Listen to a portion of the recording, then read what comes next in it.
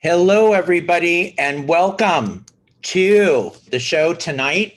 It's a 49th annual Daytime Emmy nomination special. Hi. I'm so glad to see all of you again here today. Freeman Griffin is there, John is there, Kathy is there, Diane, I'm seeing all your messages. So great to know that you guys are here with me today. I've got a great show for you. I want to know what you thought of the nominations today. I'm sure there were a lot of ups and downs and snubs and thoughts and all of that. But we do have some great people coming tonight from General Hospital, Days of Our Lives, Bold and the Beautiful. And I want to give one special note to you guys. You're not going to believe this. As fate would have it, all of the nominees that are up from The Young and the Restless today are all shooting on set right now. There's a big scene that they're doing that's going to take them into the late night. So unfortunately, I will not have the cast of Y&R that was nominated on with me tonight. But fear nothing, we're going to have a very special show with them coming up very soon. But Jordi Vilasuso is here for supporting actor, so he will represent Y&R, even though I know he's no longer on the show. I see some of your comments. You don't get how so-and-so's up. You're rooting for Cynthia Watros, rooting for Laura Wright, and all of that good stuff. So I will have guests coming up soon. What did you think about Beyond Salem, Days of Our Lives Beyond Salem, scoring a nomination in the daytime drama series, writing, and directing?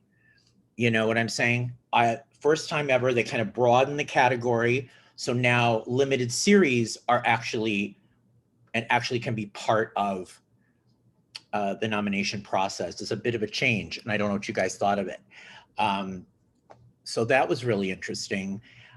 Michelle Morgan, I think, became the only second Black actress ever to be in the lead actress category. I think that was kind of amazing. See, Freeman says the younger performer category is the best category by far. I would be happy with any of them winning, especially Sydney Michaela. Yeah. Somebody here, yes, Kelly Fogg says Deidre Hall should have been nominated. That was a surprise to me too, that both Bill Hayes and Susan Seaforth Hayes did not receive nominations. They both did great work in the storyline. So that was kind of a bit of a surprise. I'm reading some of your messages. Peter says, I think it's cool, but not fair when you compare it with shows that produce 200 plus episodes. All right, my first guest is here. Dear friend, nominee for lead actress in a drama series, Daytime Emmy winner, Laura Wright. Laura, you're driving. So sorry, I'm on my way to see Chelsea Handler and stand up. So and what are you doing? For this. So, going to see. Can you hear me? Is this terrible? I hear you, but you're frozen. Going to see Chelsea Handler. I am. We're getting. Hurry up! You gotta move. We're trying to get into better cellular. Can you hear me now? I hear you. It's hard to see you. Yeah, go right. It'll happen. You'll be seeing me soon. So you're going to Chelsea Handler. Yes, going to Chelsea Handler. So this is how you're spending nominations day. Yeah, I totally forgot that it was nominations day, and I was playing pickleball when the nominations came out. So anyway, I don't know if you can see me yet. I'm so sorry. I see you.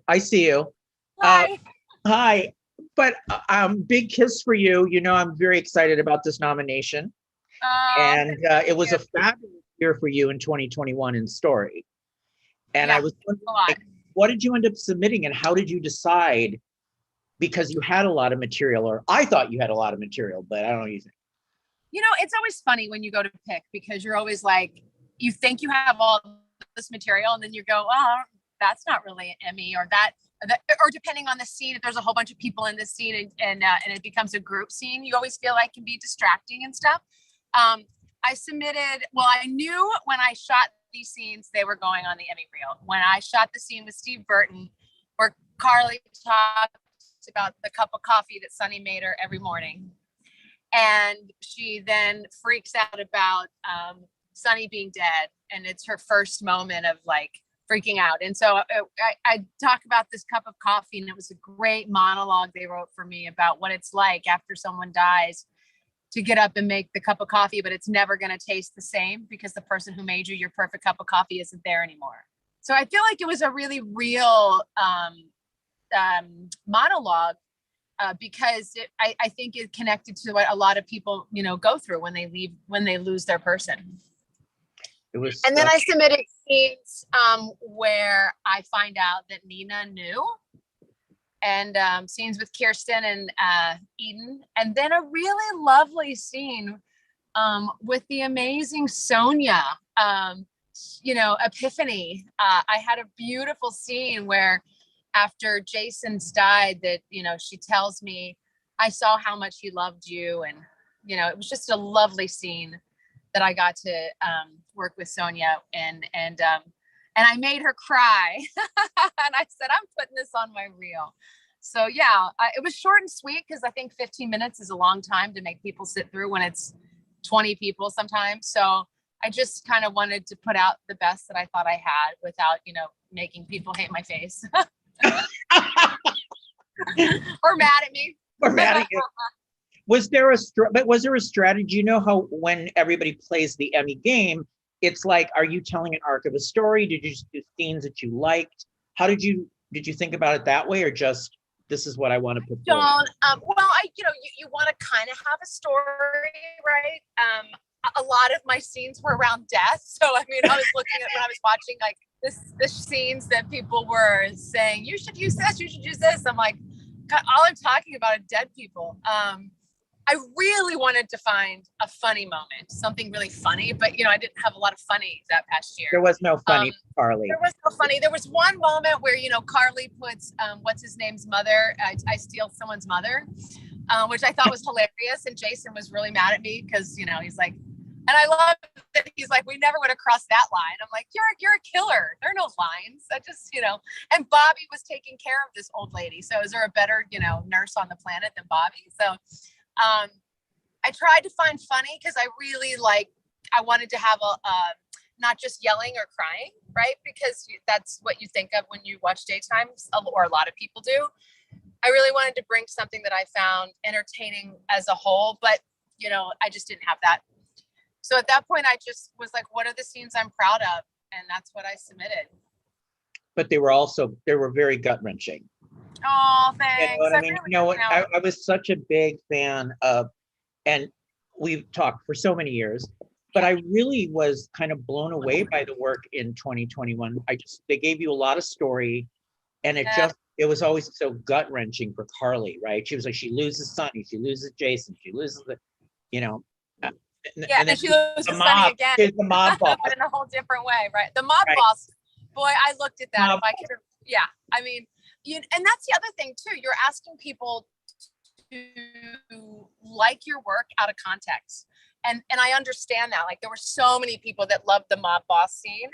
But as someone voting, if they don't watch the show, it's really hard for them to understand and get that. I didn't have a lot of dialogue only in those scenes. So you want to know that you're trying to put out your best work to an audience that isn't necessarily viewers of the show or aren't necessarily viewers of the show. So you have to think about that as well, which I understand. I totally get that. I mean, I guess if I played any game, it was trying to put my best material out to people that could watch and appreciate it, whether they watch the show or not.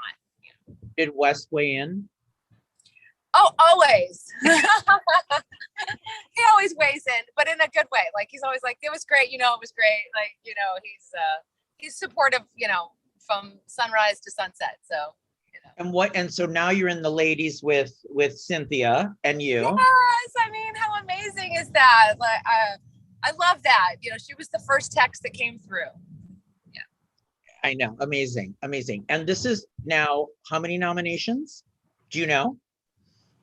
Don't. Do you have that information? I don't have it in front of me, but Michael, I want to say 72. No, I didn't start getting nominated until 2011. Was when I won. That was like an amazing and insane, like crazy Emmy for me. But I don't know. I think since then, like last year I didn't submit because I didn't really think I had the material.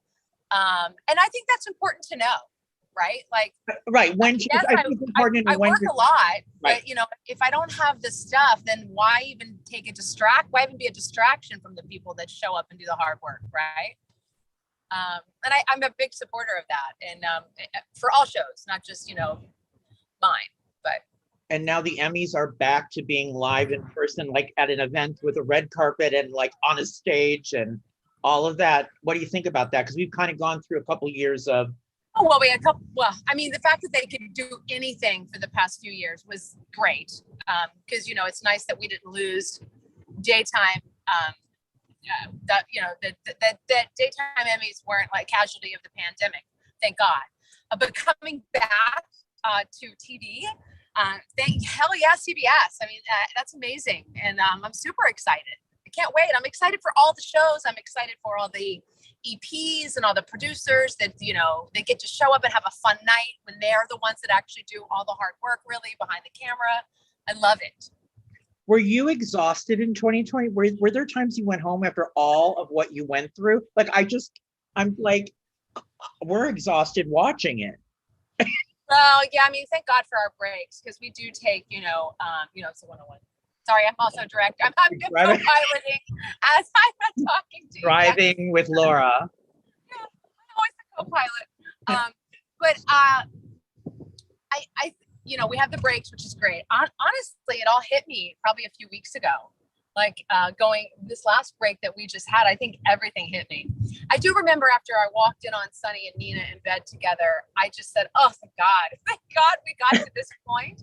And now it's, there's going to be some emotional, heavy moments, but they're not going to be as, as that. Like, when you have that, that moment in a storyline that's really heavy emotional and heavy on the dialogue, and you want to sell it and you want to honor the story and the fans that have been going, taking this journey with you.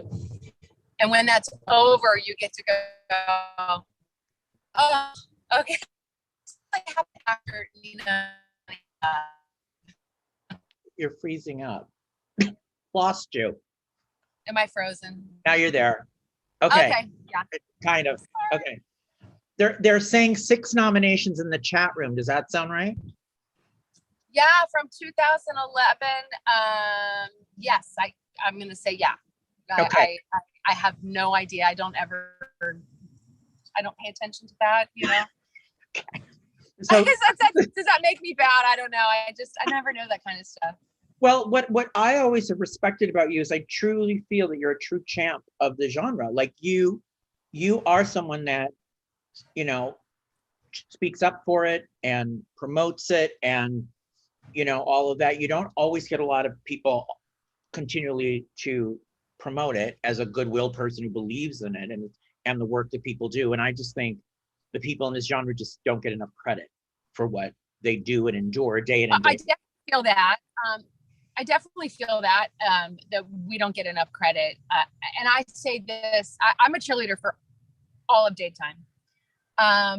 We all work our asses off. Every single person deserves an Emmy. Every single one of us deserve this, a nomination and to be recognized, because what we do, in comparison to the other mediums, it is insane. And and we're rock stars, every single one of us. But with that, it's okay, right? Because we're not showing up to get the pat on the back. We're showing up because we're paid to do a job and we do it well. And we honor, and we get to show up in our fans' living rooms 5 days a week. No other medium gets to say that. And it's a huge family. It's shrunk in the past 30 years that I've been doing this, from 12 shows to 4, but it's still amazing. I'm so excited to do the ladies luncheon. Whenever that happens, I'm so excited for all the fun little things that come with the nomination and being a part of the Emmys, whether I'm nominated or not, because I think showing up and seeing everyone and seeing all the actors from the other shows is just so much fun. And it reminds me of how lucky I am to be a part of this community. So one of the fans in the chat room, this is my favorite comment. Thomas says, You're good on GH, Laura, but you will always be my Allie Rescott. Oh my gosh. But you remember from when That she was so came. long ago, but thank you. But you remember from how green you were there to where you are now. Oh gosh, yeah. The fact that they didn't fire me, I can't believe. Yeah, I mean, seriously, I don't understand how that happened. And what I miss is doing our radio show and on Emmy night and sitting there and literally, I've never laughed so hard in my entire life. Oh my God, we would get with together. you next to me going. It was actually tonight. It's the night the nominees Yes, this would be the night that we would be. And I'd always bring a bottle of wine. Bottle of wine. Yes. And we would belly laugh. So funny. Laura, congratulations. Much love. Thank you so much for kicking off the show. And I would never, you're number one. And I would always want to do this with you if we were like together in the same place. So when I saw you post this, I'm like, who is doing that with him? And No. it didn't do anybody. I'm like, okay. No, it's you or we're not. Have fun at Chelsea Hampton. All right. Bye. Bye. Bye. Laura Wright, and I now have with me supporting actress nominee, I believe, coming, Kimberlin. Kimberlin. Can she hear me? Hi. Hey, how are you? How are you? I'm great. I'm great. Congratulations. This is so fantastic. Oh, thank you so very much. I was so hoping your name would be on there. It, was so deserved. What was it like when you found out you were nominated today?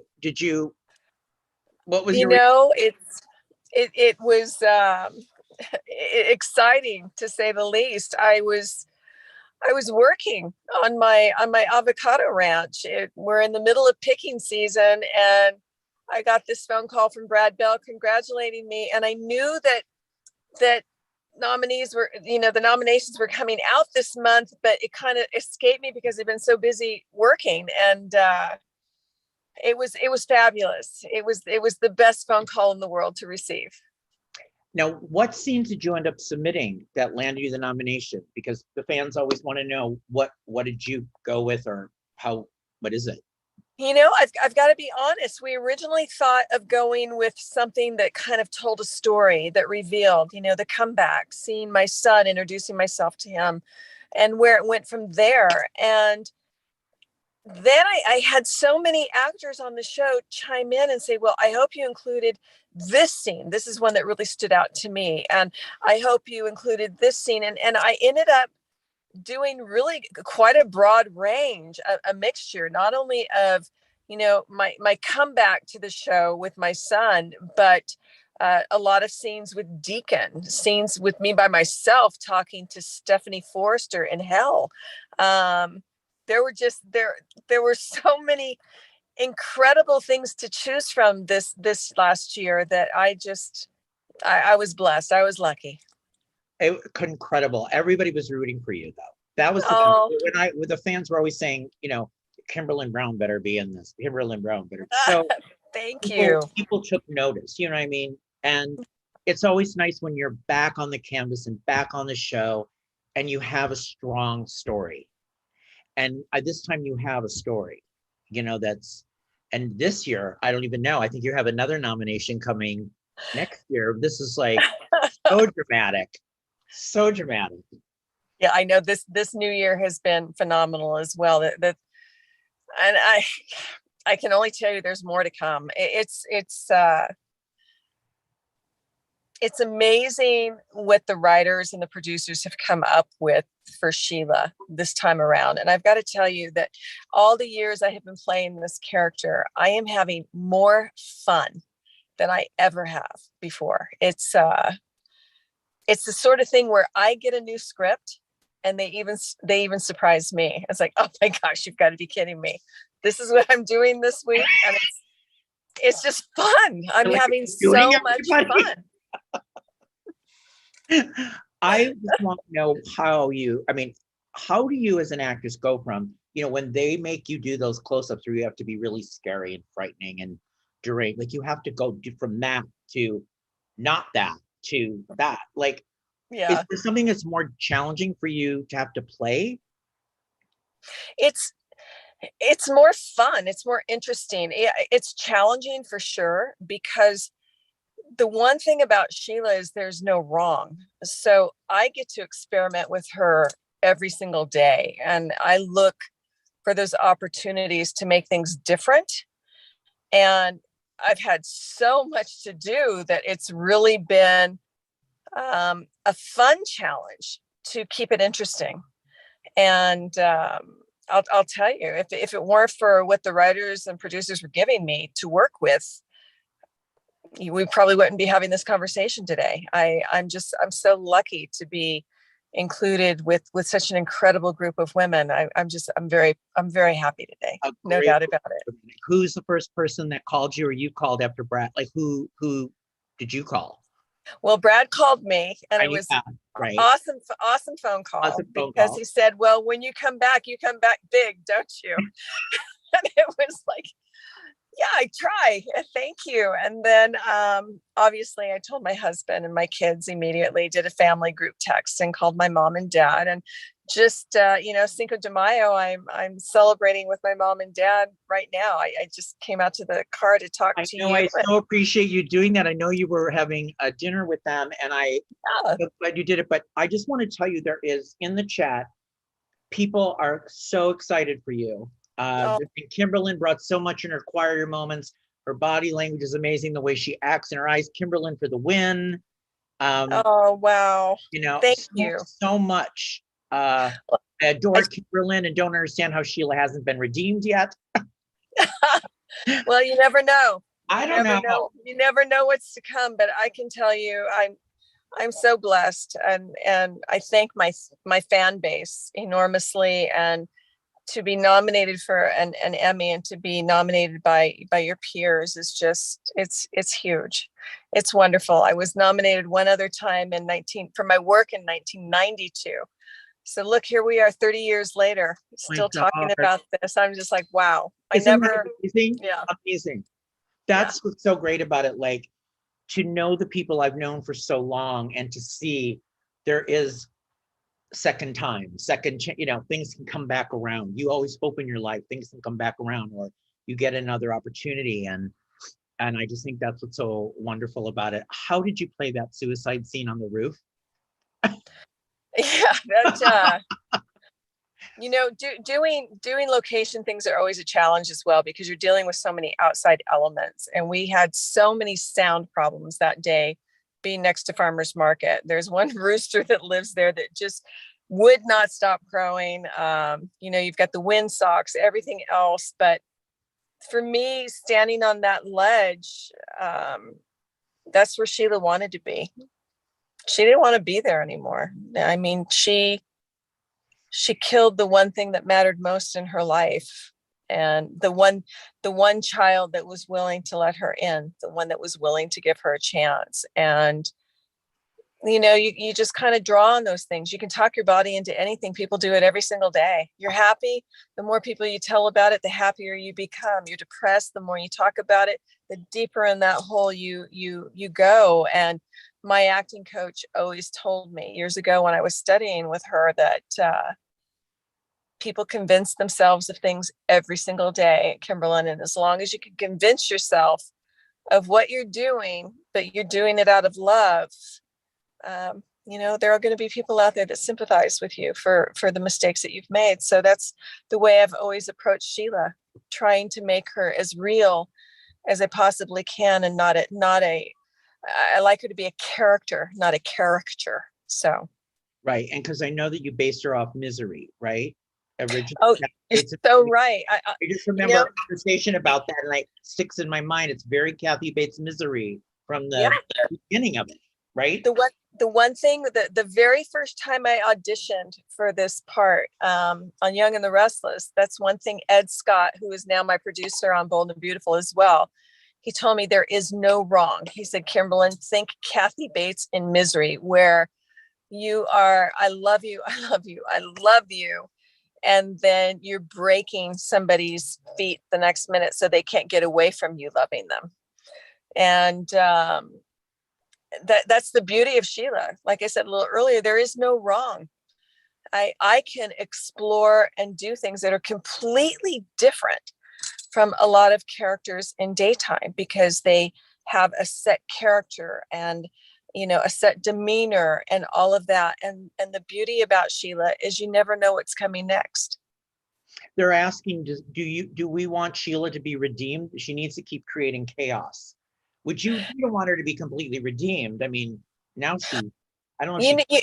I don't know if she ever could be completely redeemed, but wouldn't it be interesting to find out why she is the way she is? Some horrible things had to happen to her. Horrible things had to happen, which we've never known. Never. No. Did you get to say goodbye to Tanner when you guys ended working together? I did. I actually called him. Hello, are you there? Oh, I'm here. I lost you. Right, there you are. Oh, there we go. I did call Tanner, and that's always a tough thing for people. And I told him how happy I was to work with him, and how I was sad that we didn't get to explore more of our relationship, especially since he was the one person letting my character in, letting Sheila in. But we also know that Daytime is it's a life, as you know. I've been back and forth how many times. So it's a great place to learn. It's a great place to grow, and Tanner's got so much more ahead of him, and we all know that.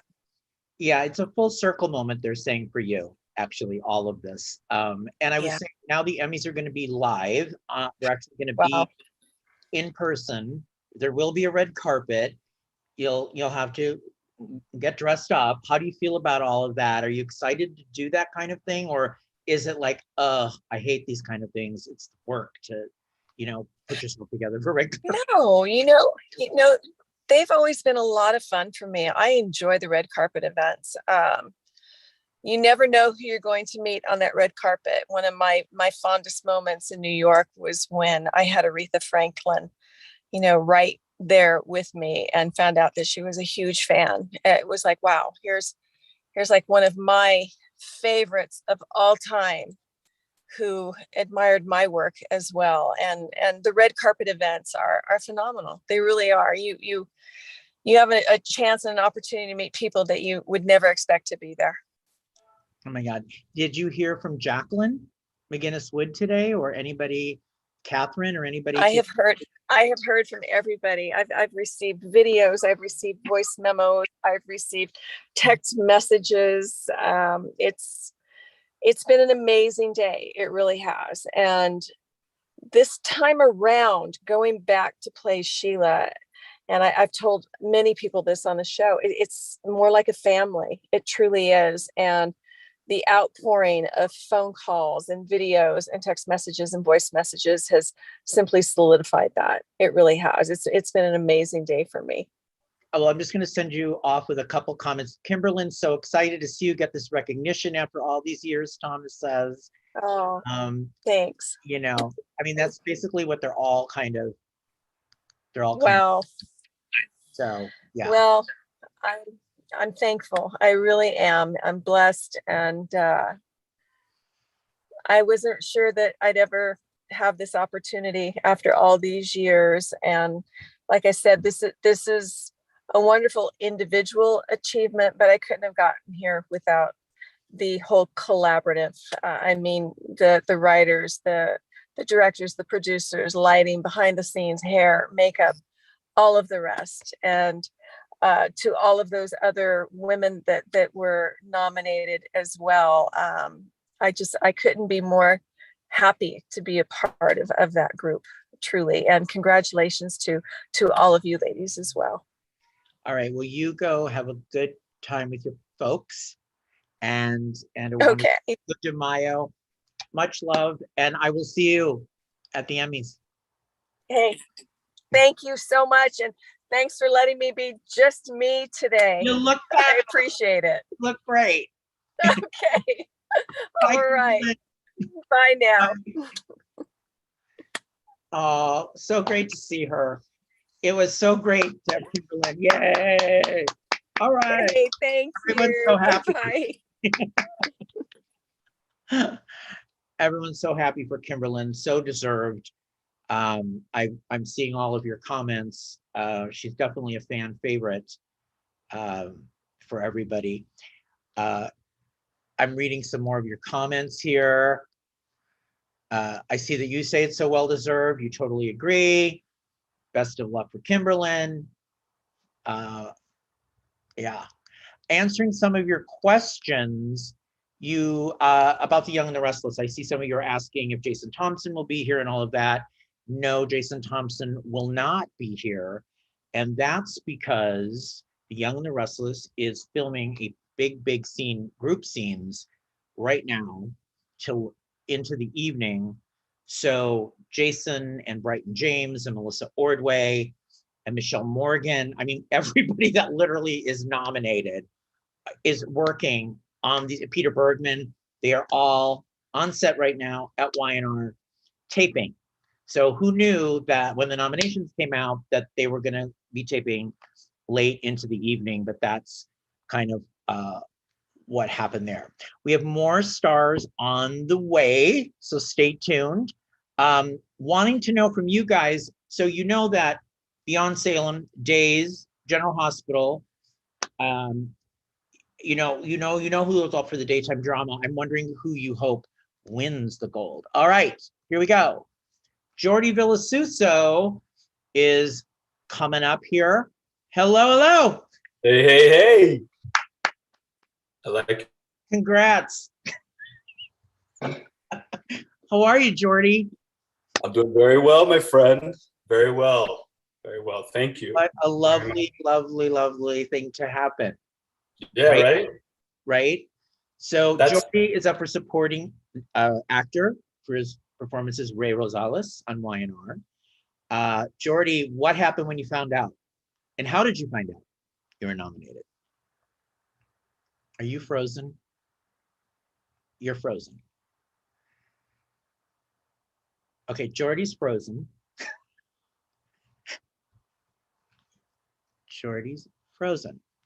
Okay, so we'll wait. You there? Yes. There I am. You're hey. Okay. Okay, back to it. So how did you find out you were nominated? Were you just watching it? No. No, it's funny. I knew when it was happening. I did not tell my wife. I did not tell anybody. I kept this thing that Peter Bergman, to commend him and to my dismay, told me that he really liked my tape. And he said this a couple of weeks ago. He called me up and said, listen, I'm so sorry I didn't get to say goodbye, but he and I never worked together. So it's just a testament to the man that he is, reaching out, being just very charming and gregarious. And he reached out and he said, listen, I'm so sorry I didn't get to say goodbye.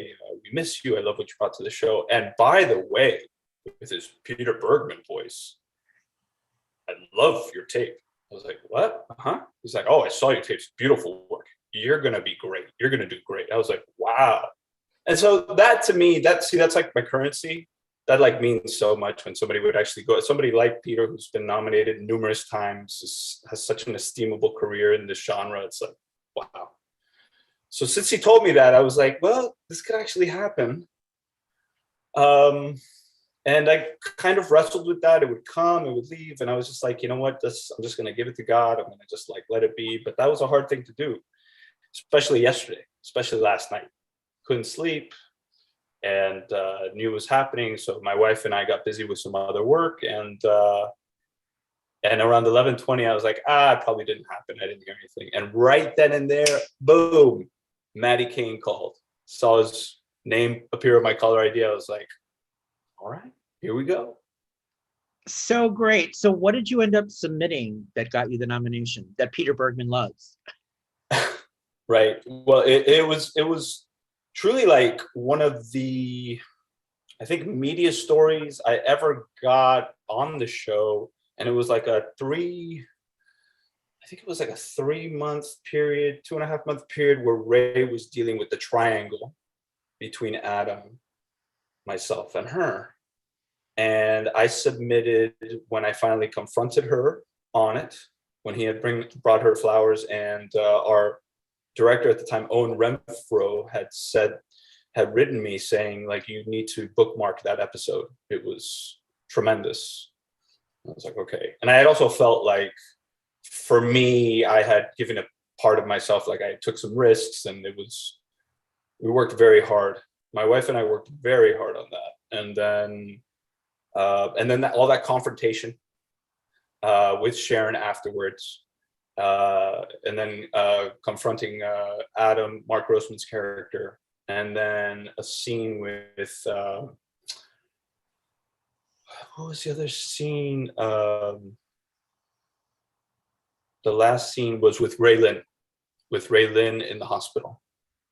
So this is Ray got some fire and got mad at them. Oh yeah, he finally let out all that stuff. He finally unleashed it.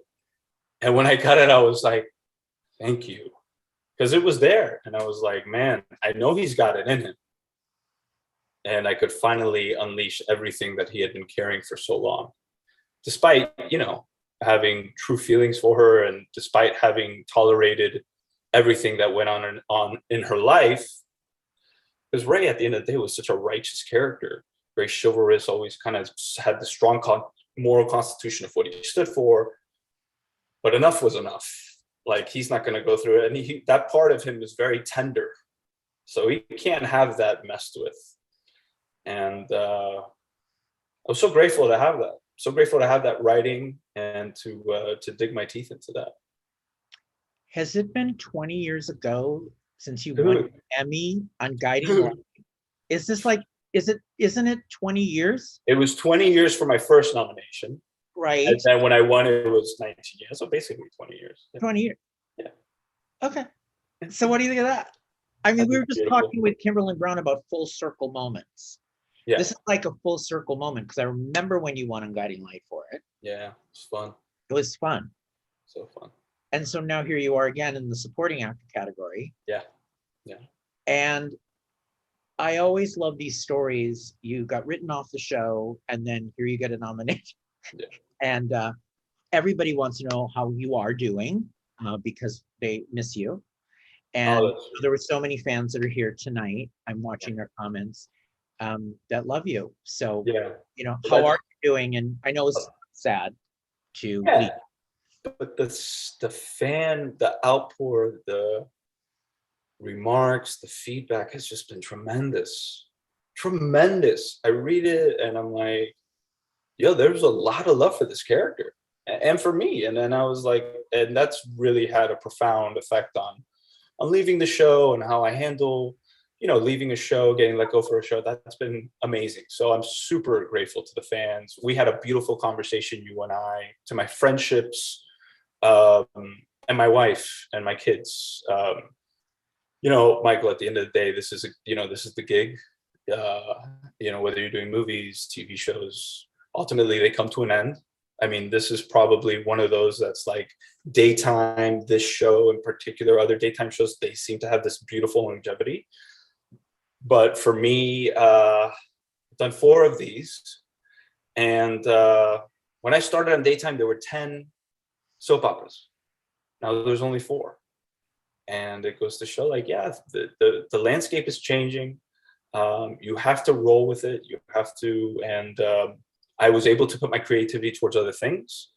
And I have, I've been busy with auditions, and, being very creative with my wife really fills me and serves me. So there's been things that have been put in my path for a reason that I'm, taking on and enjoying. The funniest thing here, and I love Faduma's comment, justice for Ray.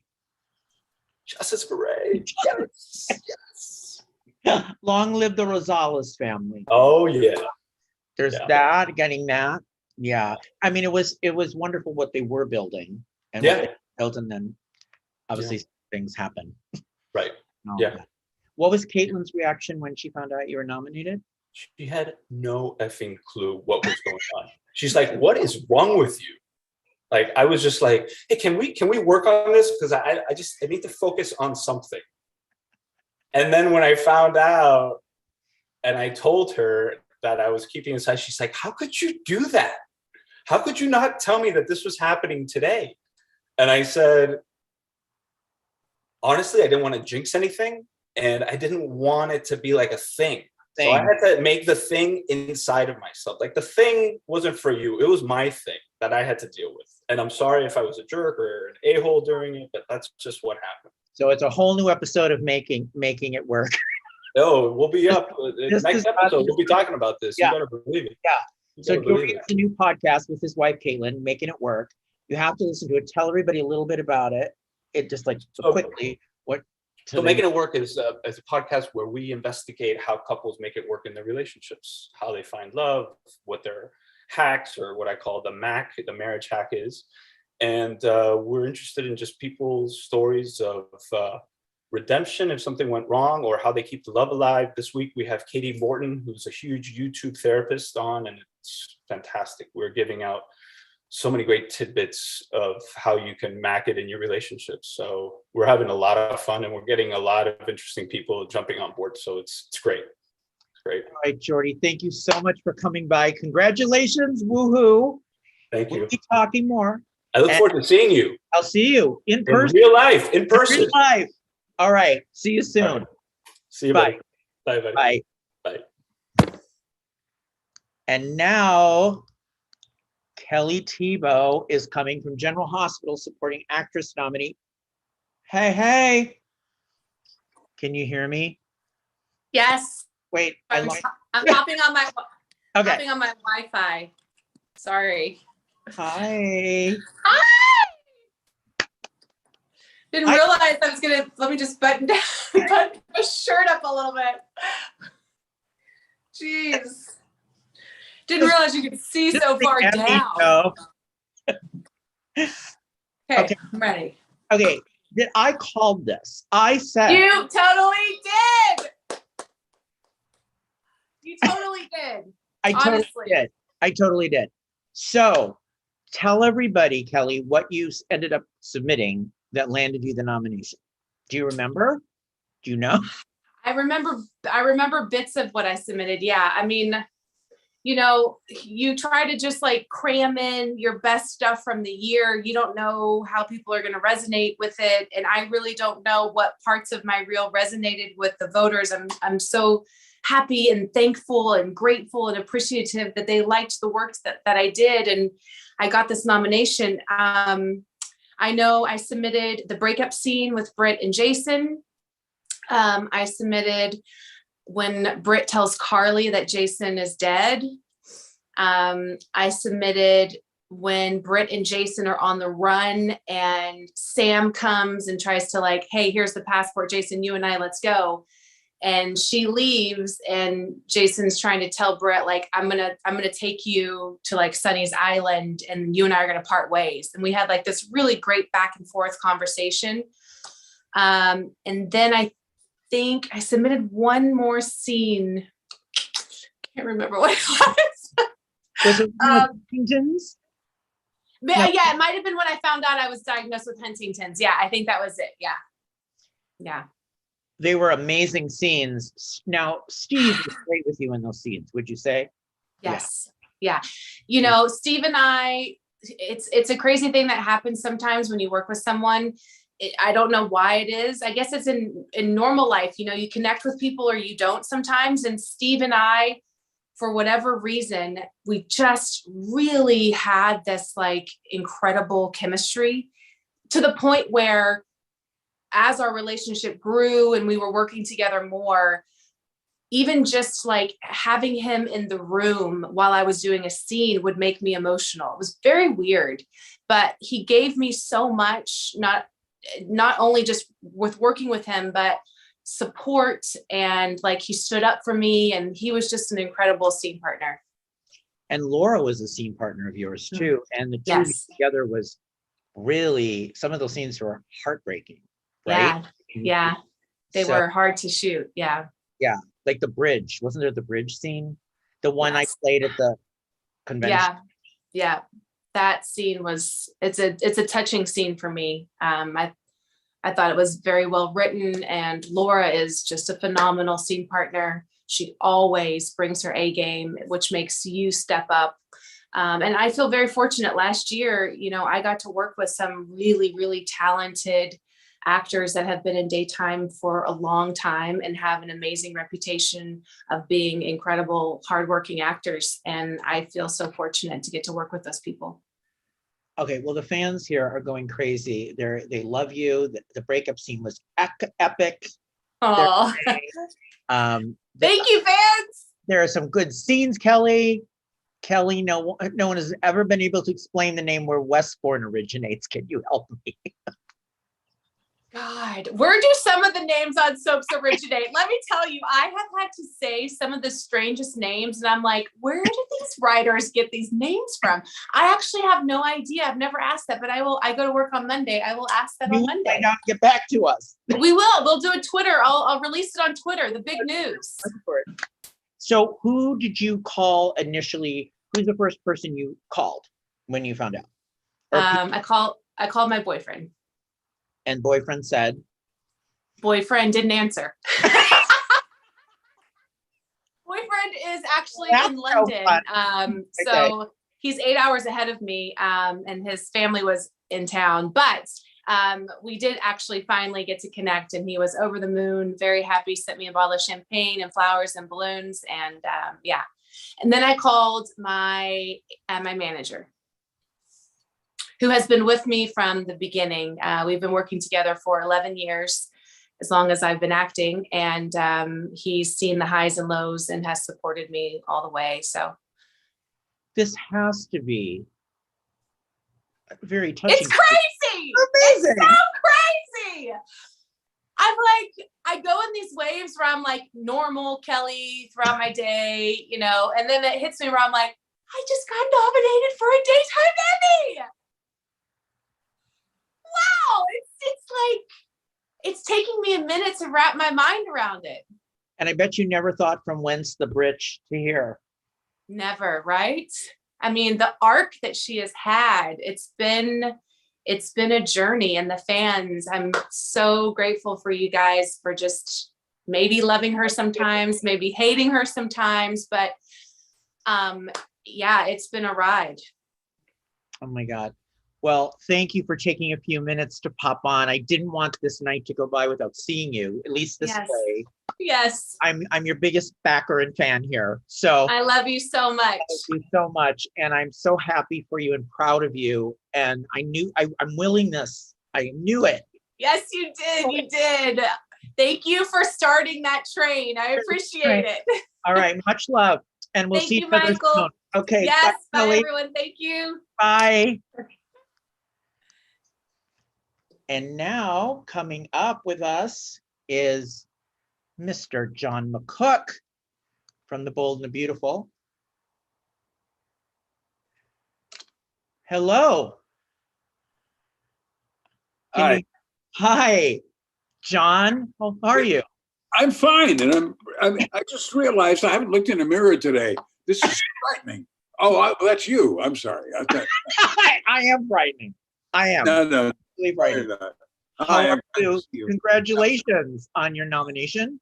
Thank you. I'm rather giddy today. I'm really excited to be nominated this year. I really am. I know you've had some recent nominations in this category. This is not just. Well, yeah, this is like the fourth time, but I don't remember the first two, what they were about. I remember the last time what the scene was that I had submitted. It was with Torsten K, of course. And now I'm very aware of the scenes that were submitted this year. And they were also with Torsten again. And I just got off the phone with him a while ago, and I have to give him, I give him a huge amount of credit for when I do good work on the show, because they write good father-son stuff for us.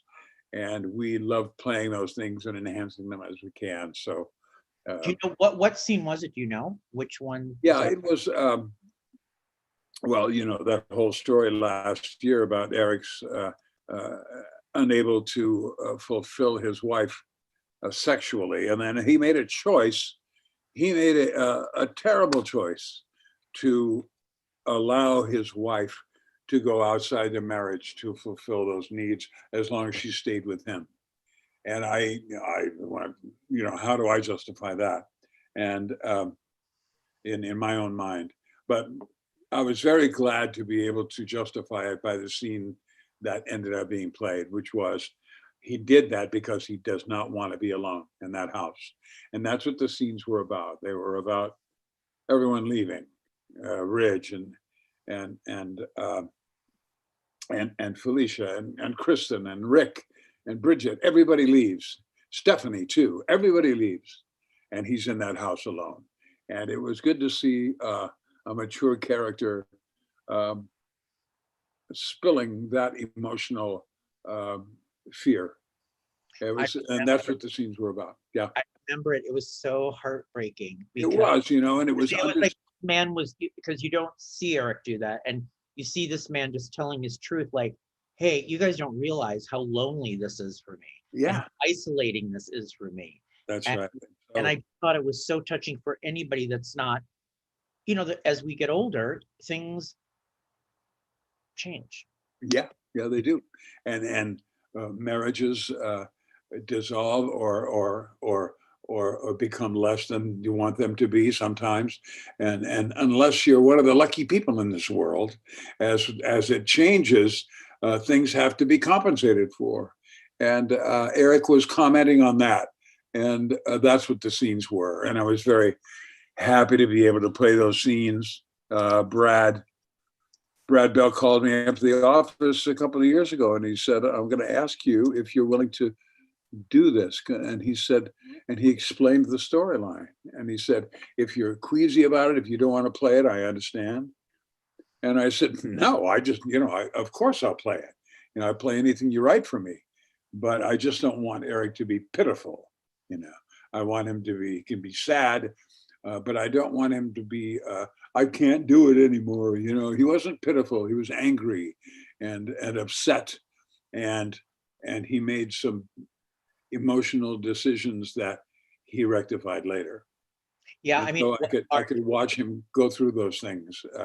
And I didn't mind going through them as long as I know he's going to come back. I want my Eric to be an upstanding, intelligent fellow, and I don't want him to make mistakes. And you speak to such a really good point of an actor that's lived in a part for so many years. You want your character. You want the best for your character. Absolutely. I think there's something to be said in this genre that's so different because of the amount of time that you guys live in these characters, that you want the best for them and you want to protect your character. That's true, and that's why we get very frustrated sometimes when a story comes up and you go, okay, that's great, but where I need to play a scene where I feel this way or where I feel, and we don't get always to play those scenes, and we feel you're not letting it be fleshed out, and they don't always have time to do that, and we can get frustrated in that regard. But you're right about this. I consider Eric a good friend of mine. Like I've known him for a long time, and I've seen him make bad choices, and I've seen him rise to the occasion wonderfully to help somebody get through a hard time. I like how supportive he is of his family, and I like it when he's embracing of his family. But I don't want him to make bad decisions, but he does sometimes. Yeah, and I remember over the years in your dressing room when I've come to interview over years with whatever story, we've had this conversation like, like we don't want him to be like that, and they're to play it, and you're like, how do I play that? And but sure. You have been somebody that has thinking about this. You and Catherine being with the show for 35 years, amazing. Did you think at some point you were going to go bye-bye, I'm out of here? No, I've never thought that. I've had a frustrating day here and there, but I mean here and there, not very often at all. But that's just the workplace. You get tired and something doesn't go the way you like it, and you get frustrated by it. But that's a very rare occasion for me. I'm very happy there, and I don't have any trouble being there. Oh, and I never thought, okay, I'm going to wait when I get, 5 years from now, I'm going to say bye, everybody. And I'm going, why? Why would I do that? As long as I can deliver dialogue. I mean, I see John Aniston's getting his lifetime achievement, and John's in a wheelchair these days, but John can still act. John can still remember his dialogue, and he can still execute the work. And so I would hope that wheelchair or not, that I would still be able at any point in my older age, older than now, to still be able to deliver these stories and these relationships. And I see no reason to leave. Yeah, and you make a good point with John, because when I was over at Days for 4 years, I would see John and he couldn't walk. But when he got into his chair and he delivers out his one-line zingers like nobody else's business, Yeah. Still do it. It's just almost like, well, he just is right back to Victor like you remember him. God bless him. Because the body doesn't function, just because you're not, he can still do it, John is friends with Jerry Lacey, who's a friend of mine. And so about once a year, maybe a little more than that, over the last 10 years, we've been able to have lunch together with Jerry and John Aniston and me, and sometimes other people as well, but the three of us. And I've really gotten to know how clever he is, and loved him. And so I'm looking forward to seeing him in June. Some fan Lynn said, I remember really being shocked watching the scene you're talking about because those emotions from Eric were so unexpected. And then another travel man said, John McCook, this is your year. So you've got some fans here that were very moved by. That's good. I'm so glad.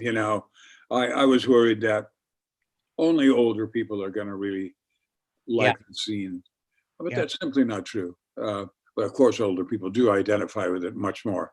But and the scene is not histrionic, and it's not the kind of scene that's screaming and yelling and throwing things at the wall. And I don't assume that the other actors had that, but often that's what actors submit because they've had big dramatic moments like that. And I thought, well, this is what I want to submit, and it is what it is. And so I'm very, very happy that this scene accomplished the nomination. Very happy. What did the family say? Did everybody in your family cite it for you? That what? Oh, in my family? Yes. Lorette was screaming this morning. Screaming. And I said, that's absolutely unnecessary, please. She was very excited. And Molly and John, my actress daughter, was very, very excited too. And so we're very happy about it. This is fun, This is really fun. What would winning an Emmy mean to you? Well, it's I've been nominated enough and been close enough to it that I don't feel excluded from it. It's not like I want to have one. Right. I've been close enough to it to know that it's just a nice thing to have. I would love to get an Emmy. I would love it, but that does not preclude me having a successful time at my work. I love my work, and I just said I'm going to repeat this because it's the truth. I have nothing to complain about at work. I love my job. I enjoy the people I work with. They give me good clothes to wear. They show me what to do. My car knows how to get there by itself. It's they pay me, and I get to raise my family and pay for my house. I have nothing to complain about. So I complain about the writers. And I say, damn, why do they do this? And why don't they write that? And they're missing a beat here. And why do they? But as soon as something like this happens, the first people we think are the writers. And that's the truth of it. Without, excuse me, without these stories and without these opportunities, we're just standing around, So these stories are pretty important. Did I hear from Rena Sofer? Or? I did. She sent me a text, and I won't see her. I'll see her on Monday. Okay. Yeah, sure, I did. And we support each other, all of us, and we get very enthusiastic. I got a text here from Heather Tom saying, "I'll see you on Monday," and Heather's not even in, and she's going to come in and buy lunch for everybody. And I go, "What are you doing?" She's taken on the mantle of the Susan Flannery thing of celebrating nominees, and I totally get that. Can you believe the actresses you've gotten the opportunity to work with on this show? You've gotten to work with some, like the scene partners you've had are like stunning. Yeah, they are. And I was just saying, you know, these pictures, somebody said to me, how interesting to get if Donna ever was above the fireplace, you know, in that photo. And I said, we have one of these photo things that the picture changes every 6 or 8 seconds, you know, and it goes through hundreds of photos that we've loaded it with, and it's fun, you know. So I think Eric should have that machine on the big photo thing above the fireplace, and it goes Stephanie, and then it goes Sheila, and then it goes Donna, and it goes Lauren, and it just keeps changing. All the different wonderful ladies I've worked with, and when you say the wonderful ladies, they've all been wonderful to work with. They've all brought their own bag of tricks to the table, and they know their skills very well, all of them, without exception.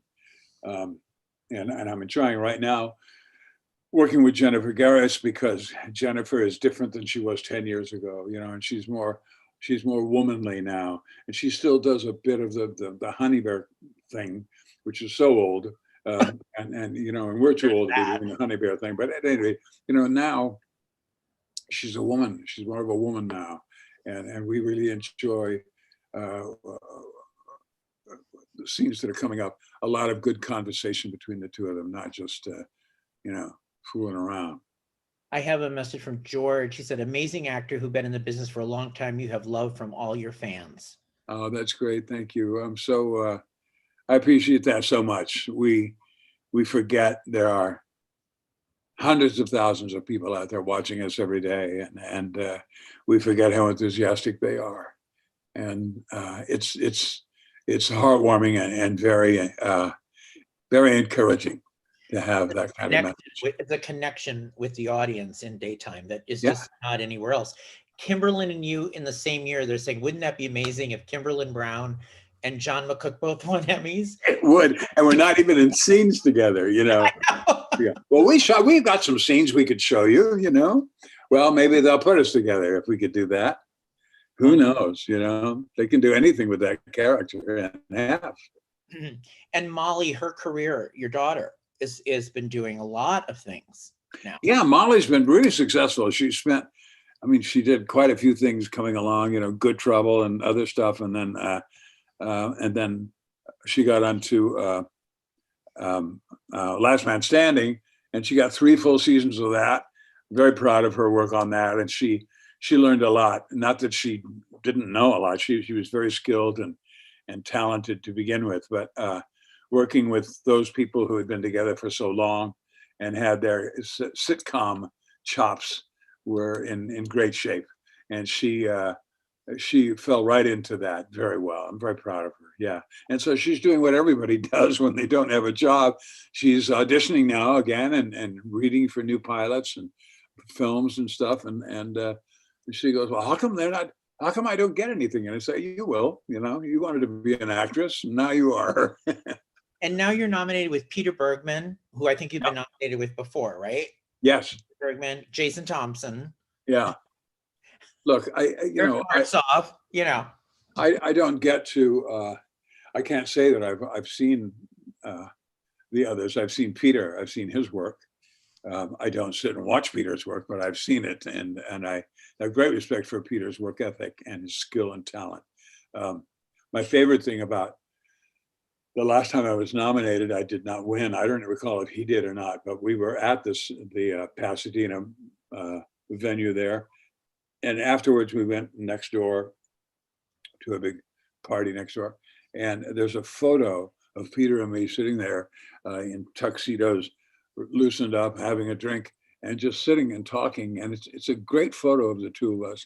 and we weren't posing at all. We were just talking, and I'm going, we're going to do that again this year, and you know, we got to do this every year. The two of us there, it'd be fun.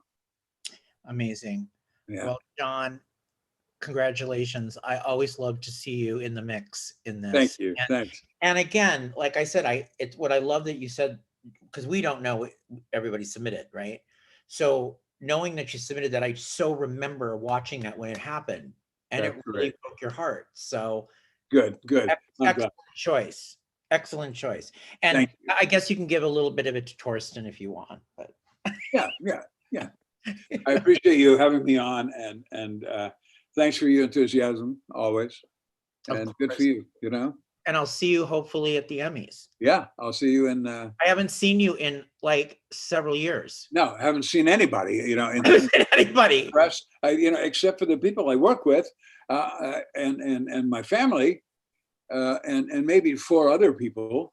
I haven't seen anybody. I know. You know, it's been amazing. I know, it's been so long. It's going to be fun for us to red carpet it again, and to be on the stage there, and then have the podium, and then to have drinks and a party later. It'll be fun, masks or not. Yeah. All right, John. Bye, thanks for having me on. See you soon. Okay. Yeah. Bye, John. Bye. Bye. Bye. John McCook. Yay! Yay! Thanks, John. Okay, I'm done now. Yeah. I don't know. Let's eat. Okay. Bye, John. Bye. Thanks for coming. Okay. Bye. See you around. I'm going to leave now. You leave now. I'm trying. Just, you have a button on your side. You can leave. There you go. There you go. There you go. John McCook, everybody. I'm reading some of your comments that John needs to win. Eric and his wife Sheila are both in the running.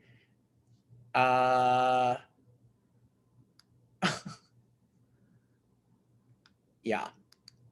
Okay, so back to this. Who are you guys wanting to win? I know of the nominees. Who are you guys wanting to win lead actress? Do you want Laura Wright, Cynthia Watros, Ariane Zucker? Oh, hold on. My next guest is here. Hold on. Let's see what we have here. Hello, hello. Hello. Hi, Michael. Okay, so she's still not here. Hold on. I just called her again. You're on live. We hear you live. Oh. Yeah. We're waiting for Marci Miller, ladies and gentlemen, and I'm just waiting to see what's happening here. So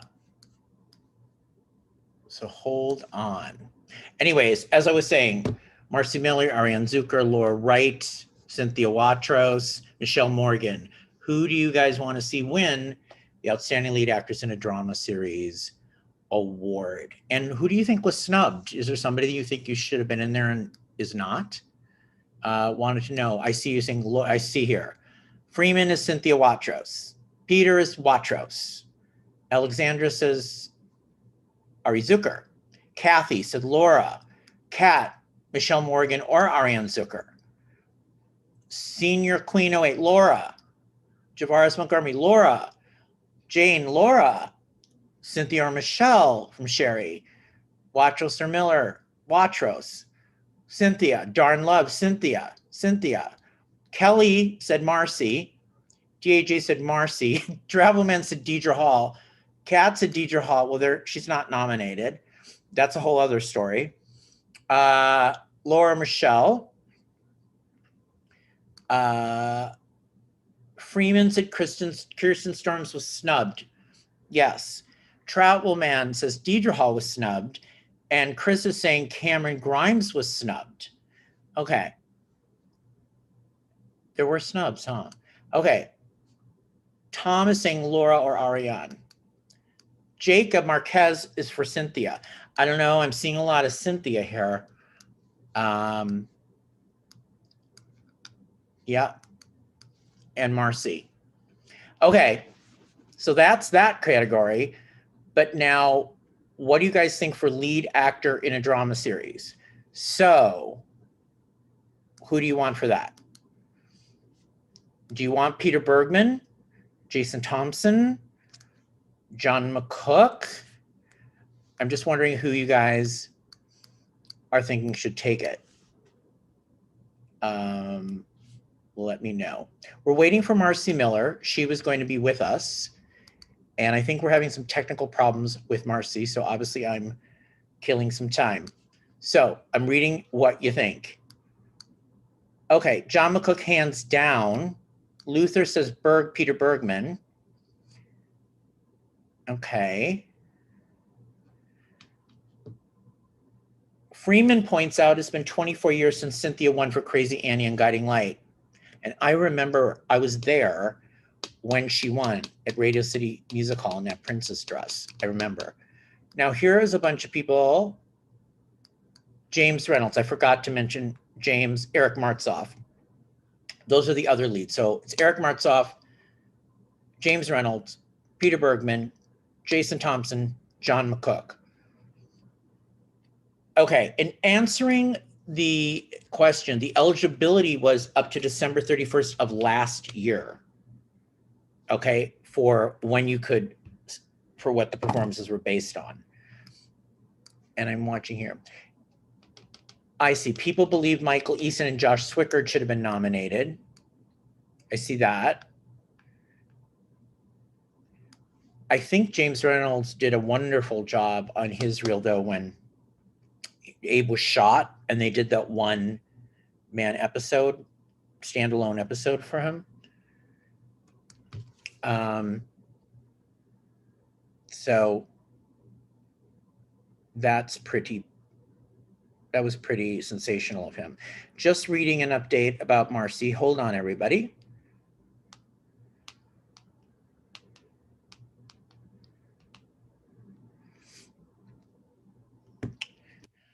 Anyways, yeah, so James, remember he had that standalone episode that he was really good. Eric, we're going to be talking to shortly. Jason, John, and Peter. I don't know. Well, let's see. Penny Keller says Peter Bergman and John McCook make it a tie. Travelman is McCook. Jeannie says Eric for me. Okay. Shirley Strickler is saying Peter. Bank Boy, James Reynolds should win. Okay, Travelman disagrees and says Martsolf and Reynolds weren't leads this year. Yeah, Jeannie, were there prenups? There were no prenoms. The Academy has stopped the prenoms for the last few years. They've just taken that out. There was a feeling that it wasn't quite cool to like have prenoms and a certain amount of people got in the prenoms, but the others were left out, and it just wasn't a great feeling. So they've kind of restructured that. Now, Javaris Montgomery said, I believe that Johnny Walker and Sophia Matson were snubbed. That's really interesting because they really did amazing work when baby Liam died on General Hospital. And those scenes were so heartbreaking. And when I interviewed them at the General Hospital convention, it was heartbreaking. All right, we have one of our next participants. Here we go. Let's see, are you ready?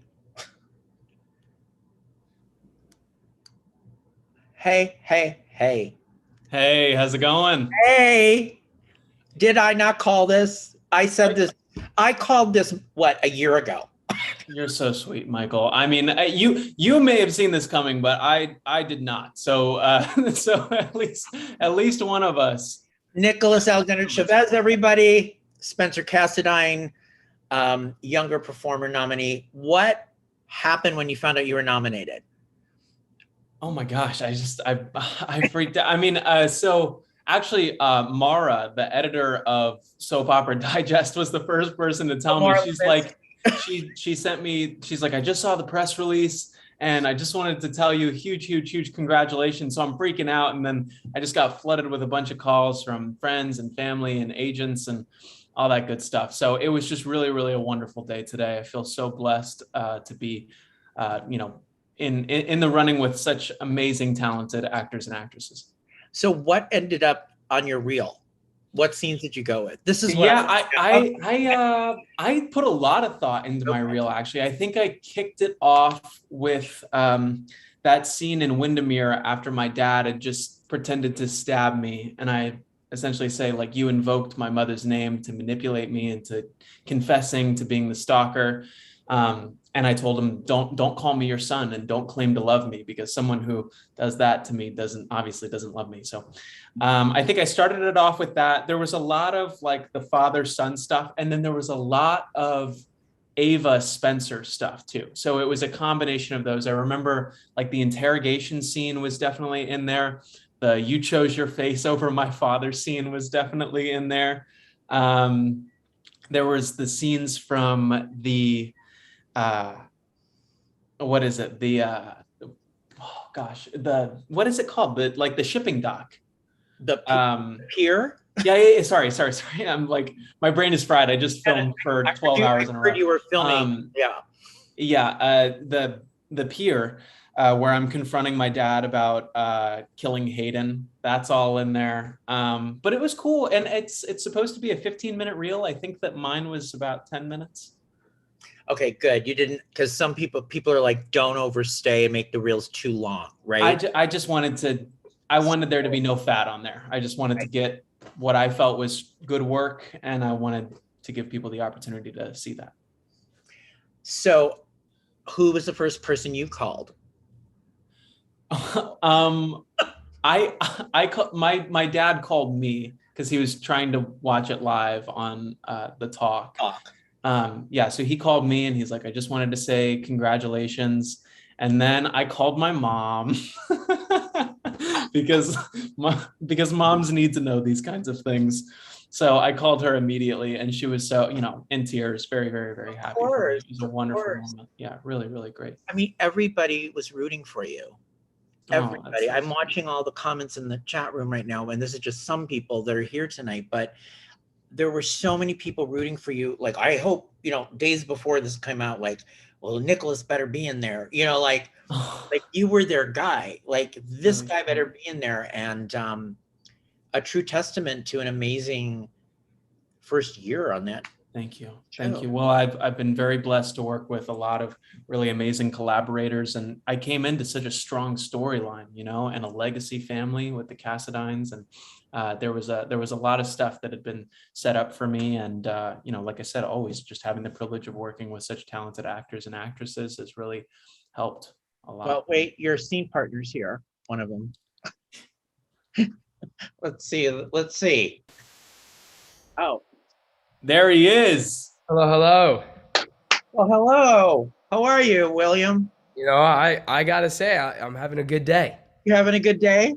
Yes. Congratulations. Thank you so much. We were just talking. I know you two were working late, right? Today? Yeah, we were last items today. So how is it working with Nicholas? He's okay, right? Oh, he's the best. He's the best. We have a good time. So we were just talking about, who did you first call when you found out you were nominated today? Oh, did Nicholas already answer? Already went. Oh, we got a head start on you. All right. Well, I called. It's funny. I was calling my mom.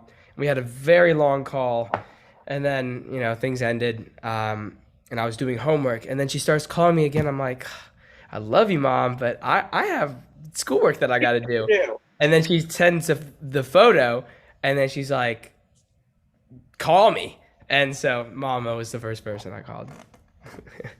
Oh, that's great. That's great. So what did you submit on your reel? Nicholas was sharing with us what he submitted. So the primary storyline that I shared was Cameron's losing of Franco, that storyline, and also kind of spilling over into when he has his talk with Xander at his biological father's grave. Those were emotional. Yeah, it was such an honor to be able to be a part of that story, and I'm super thrilled that was what it took to be nominated this year. Is it weird being in the same category together, or fun? I'm just so happy that GH has 3 of the 5 nominations. That's so cool. And we're so happy. Yeah, we all need to go out and celebrate, William. I was talking to Sydney today. We all got to plan something once I would very much like schedules settle down a little bit. Totally. What can you guys say about working with Sydney? She's not here with us, but she was amazing. Oh my God. Part of both of your stories. I don't think either of us can say enough good things about Sydney. I mean, what an incredible actress, and just the sweetest, nicest person of all time. So we love Sydney, and I'm so incredibly happy that she's getting recognized now for now twice. This is her second nomination. She's absolutely killing it. So I'm glad that she gets the recognition that she deserves, because she does deserve it. So have you had a scene together that we have seen that's been your favorite together that's aired already? I like what we filmed today, William, but we just said no. So there's something good coming. I think it's hard to like say one scene, or sorry, I'm getting ahead of myself. It's hard to pick one scene. I very much enjoyed the scenes where we like schemed together as of late. Those have been really fun. Yeah. Those jail scenes were cool. Yeah. I always think back when I think about scenes that we do together, William, are those the scenes that we did in the Windermere living room where you confront me about being the stalker and you're trying to get me to admit to it. And I'm like I'm making all these analogies to like the history class that you're in. Like, yeah, my father loves me the way that Emperor Augustus loves his son Tiberius. And there's like this whole long those scenes were really, really fun to film. I do remember that. Holy cow. Like we've had a lot of stuff together this like past kind of year. So yeah, because it took me a second, but then I'm like, yep. And once you said the Emperor Augustus thing, I was like, yeah. That's it. That was the line, man. Yeah, I mean, was putting together your reels challenging? Like, did you kind of know, or was it daunting? Figure it out. I more or less knew kind of what I wanted to put in there. I think when I initially cut my reel together, it was over 15 minutes long. It was like 15:30, and I was like, I definitely don't want it to be that. And as I told you, I cut it down to being around 10. I just I had a rough idea of what I wanted in there, but then I asked for plenty of people's opinions. I sent it to the producers at work. I worked with some of those guys on it. I worked with family, friends. I showed it to anyone who would watch it. Yeah, exactly. And then I let them give me feedback, and some people you would notice patterns in the opinions. Like some people would the same opinions would be cropping up, and I'm like, okay, well, that's probably a good thing to listen to. And I'll just tell you the funniest thing, Nicholas. I watched you on the Tubi, the movie. Have you watched that one? I laughed so hard. I haven't seen it yet. Wait, it's out? Yes. Oh my gosh. Okay, yeah, I have to watch that. Yes. I mean, you're the perfect it was so funny. I'm glad you enjoyed it. Thanks for watching. It's so different. It's very different. Yeah. Sure. And this is the film for everybody. You want to tell them? Sorry, say that one more time. The name of the film. Oh yeah, sure. It's called Crushed.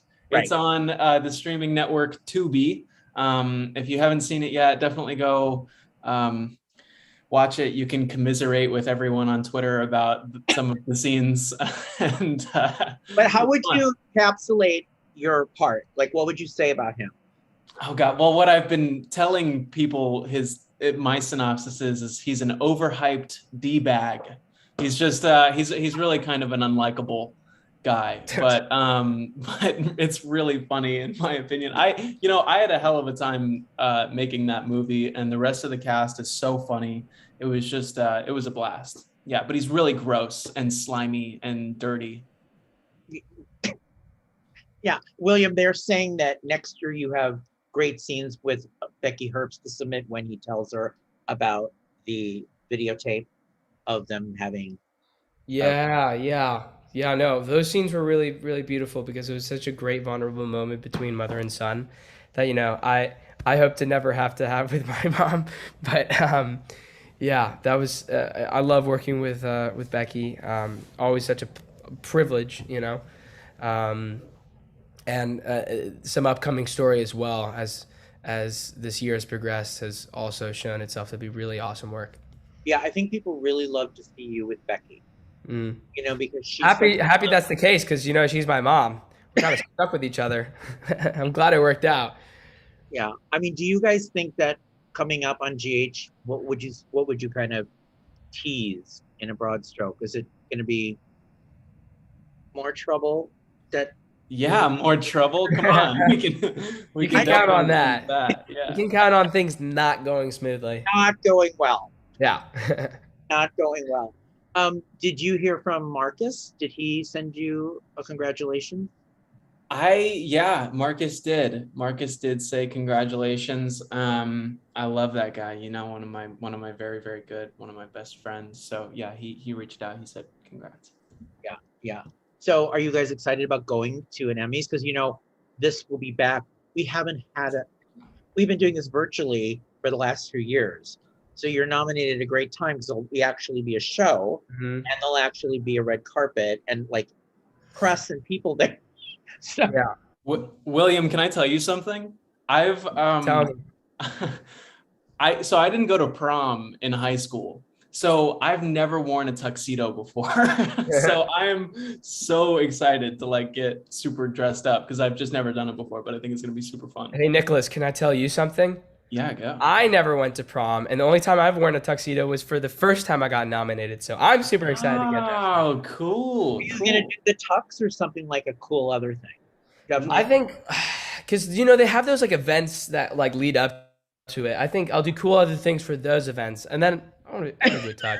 Wait, what are the events that no one has told me anything yet? Yeah, what are the events that lead up to it? I'll get you up to speed. There's a whole events leading up to it and stuff like that. Okay. It's super fun. I think there's a nomination party and this and that kind of thing. So you can be more chill at that, and then you can dress up. Okay, cool. That's fun. See, I made the mistake of buying a tux last time, and I grew out of that this because that was back in maybe junior, sophomore year. So yeah, I think this time around we're gonna rent something. Smart. Is it cool to be? You guys, it's cool, right? To be nominated. You guys, it's got to be super cool for you guys. Super cool, yeah. I mean, anything else is like cream. This is perfect. I'm super content.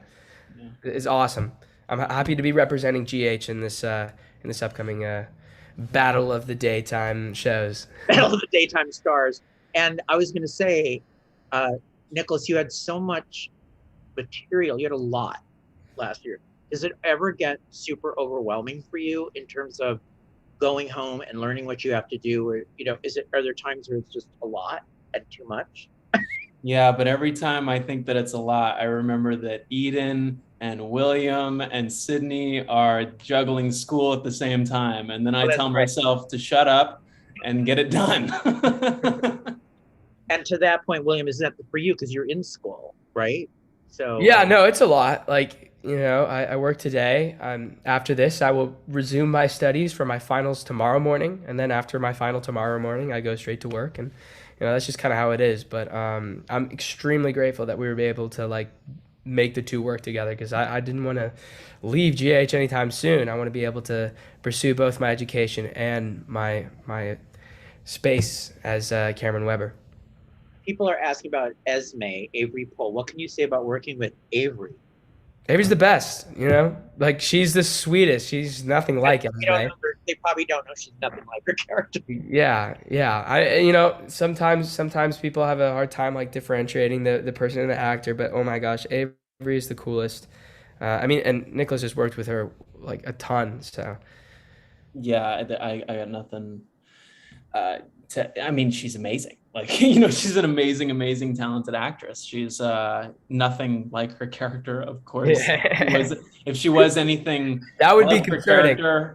I don't think that Frank would employ her. That seems like a huge risk to have on set. No, she's nothing like that. She's incredibly sweet. She's incredibly friendly. Wonderful girl. And it's been an absolute pleasure working with her on all these storylines. Mm-hmm. Well, I want to thank both of you for popping on for a little bit, and I wanted to wish you both congratulations. I'm thrilled for you both. Very well deserved. Thank you. And I know I will see you guys soon at the Emmys in person. Yeah, that's gonna be great. Thank you. Yeah. All right, Joy. We'll see you guys soon. Awesome. Thank you so much. Bye, Nicholas. Bye, William. Thank See ya. you. Congratulations. All right, and now I have lead actress nominee Cynthia Watros coming on to join us any second, I believe. Now, where did she go?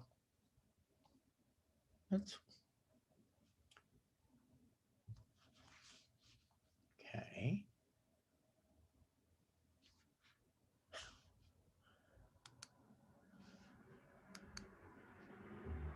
So I just had Cynthia, and now I'm not sure where she went. All right, hold on.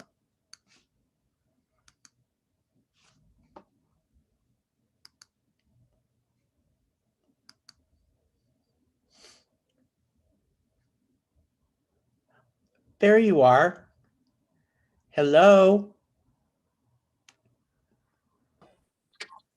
Hello.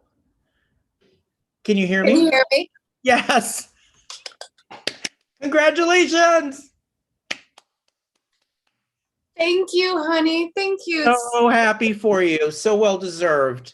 It's yeah, it's a fun thing. Yeah, it's fun. How are you? How's Me? I'm getting better. I'm Okay. getting better. The shoulder's getting better. What a day. What happened?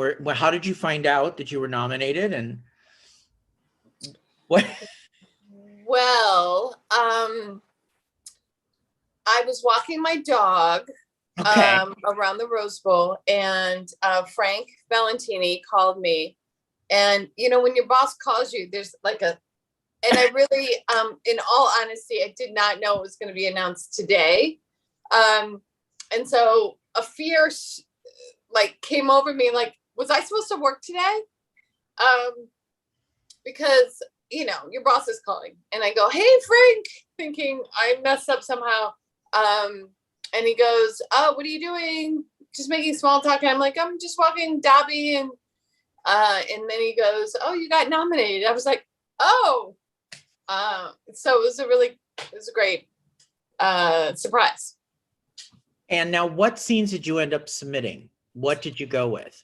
If I remember correctly, okay. It was I think the first one was when Sonny and Nina said they loved each other. And then it was the whole confrontation about me finding, it was with Jackson, Nina, and her coming out, like when he found out that Sonny was alive, and she was like, oh, I didn't, and she was trying to explain why she did what she did.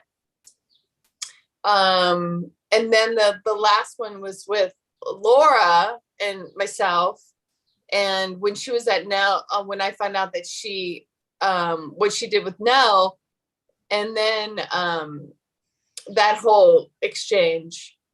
And then the very final thing was with Jax, when I said, you know, you're a liar just like everyone else. You just do it with a tan and a smile. And I walked out. So you felt it told an arc? Well, you know, when you do these Emmy reels, you know, you want to try to tell a story. Like, so when someone's watching it, they're not like confused completely. Like, what? Why is she doing that? And so so I tried to piece it together, and you know, the producers really helped. They kind of like, Cynthia, that doesn't make sense. And so then you change it, and then, you know, there it is. Oh my God. Well, everybody that's been here with me tonight is so excited about your nomination. All the fans like, Cynthia, Cynthia, Cynthia. And of course they go, Annie Dutton, Annie Dutton. Annie Dutton.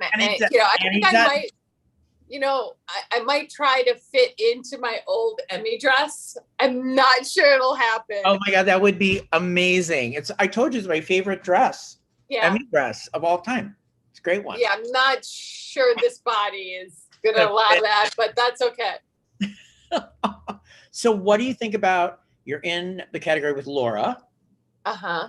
and Ari Zucker and Michelle Morgan and what do you think about the ladies? You're up Great ladies.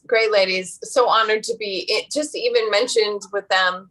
And with Laura, I mean, it's a wonderful story. I wrote her and I said, we're going to have a fun night, because there's just no ego. It's just being whatever's good for the show is good. And, to be honest, winning an Emmy is really amazing, but it doesn't change your life. Like, it's not like you win an Emmy and all of a sudden you find a cure for like cancer or something. Right. It's a fun night.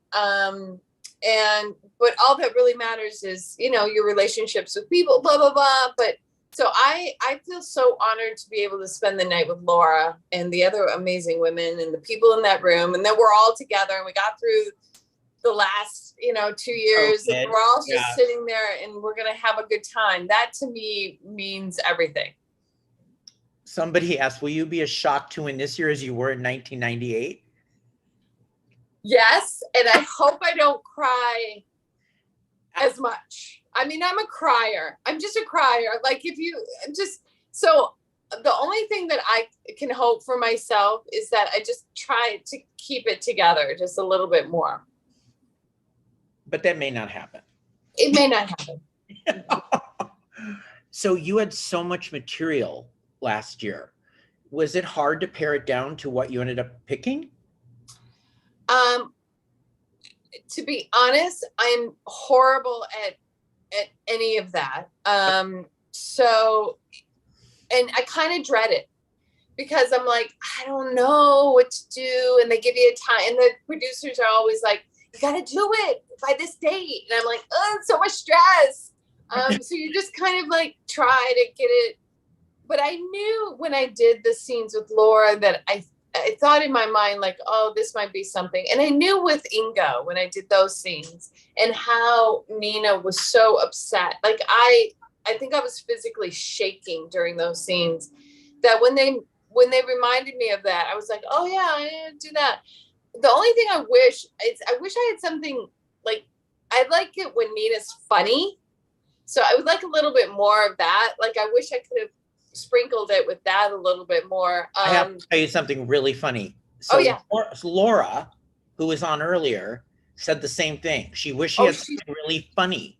She said, but Carly, it was so heavy last. She says, I wanted to find something funny to balance it, but there wasn't anything really that funny. No. Like, it was so gut-wrenching for both characters last year. Yeah. Where was the funny, right? So yeah, where was the funny? We might just have to shoot something independently and just be funny together. Right. That would be amazing. Yeah. Just like be really dumb together. Streaming series with the two of you. Yeah. Yeah. Who was the first person you called and told you were nominated? Well, I'm dating this amazing man, so I tried to call him, but he didn't pick up. Join the club. That also happened to another nominee that we've spoken to who said the same thing. So I'm lucky enough to still have my mom. So I called her, and my mom does not watch anything that I'm in. I mean, she barely knows I'm an actor. Like, if I say I'm going to work, she's like, I'm an actor. And she's like, oh yeah. I totally get it. So I called her and I go, guess what, Mom? And she's like, what? And I go, I got nominated for an Emmy. And she's like, oh, great. Okay, so you remember I'm going to work, so make sure you feed the cat. I'm like, okay, I will. But wasn't your mom the one that was really excited about the Nutribar commercial? Oh, Nutri-Grain. Oh yeah. I mean, remember that? Nutri-Grain. That Nutri-Grain commercial, the one commercial I've done in my life that I will never be able to do another commercial because I really am bad at it. This is Dobby. She was like, I saw that commercial. Oh my gosh. You are like so great. You're a star. But nothing. Like, I give her credit. She tries. Like, she's like, okay, so what are you doing now? And I tell her, and she's like, okay, I am watching. And then it lasts like one show, and then she's like, Wait, so she never saw you on Guiding Light? she only saw me because she was working in a hospital at that time. She only saw me because people guilted her into it. Like they were like, you should see what Annie's doing. She's just doing. She's like, oh yeah, and then she'd be like, ooh, I should watch so I can like say something about something. They would clip out my like magazine articles and like give them to her, and she'd be like, oh, like she never.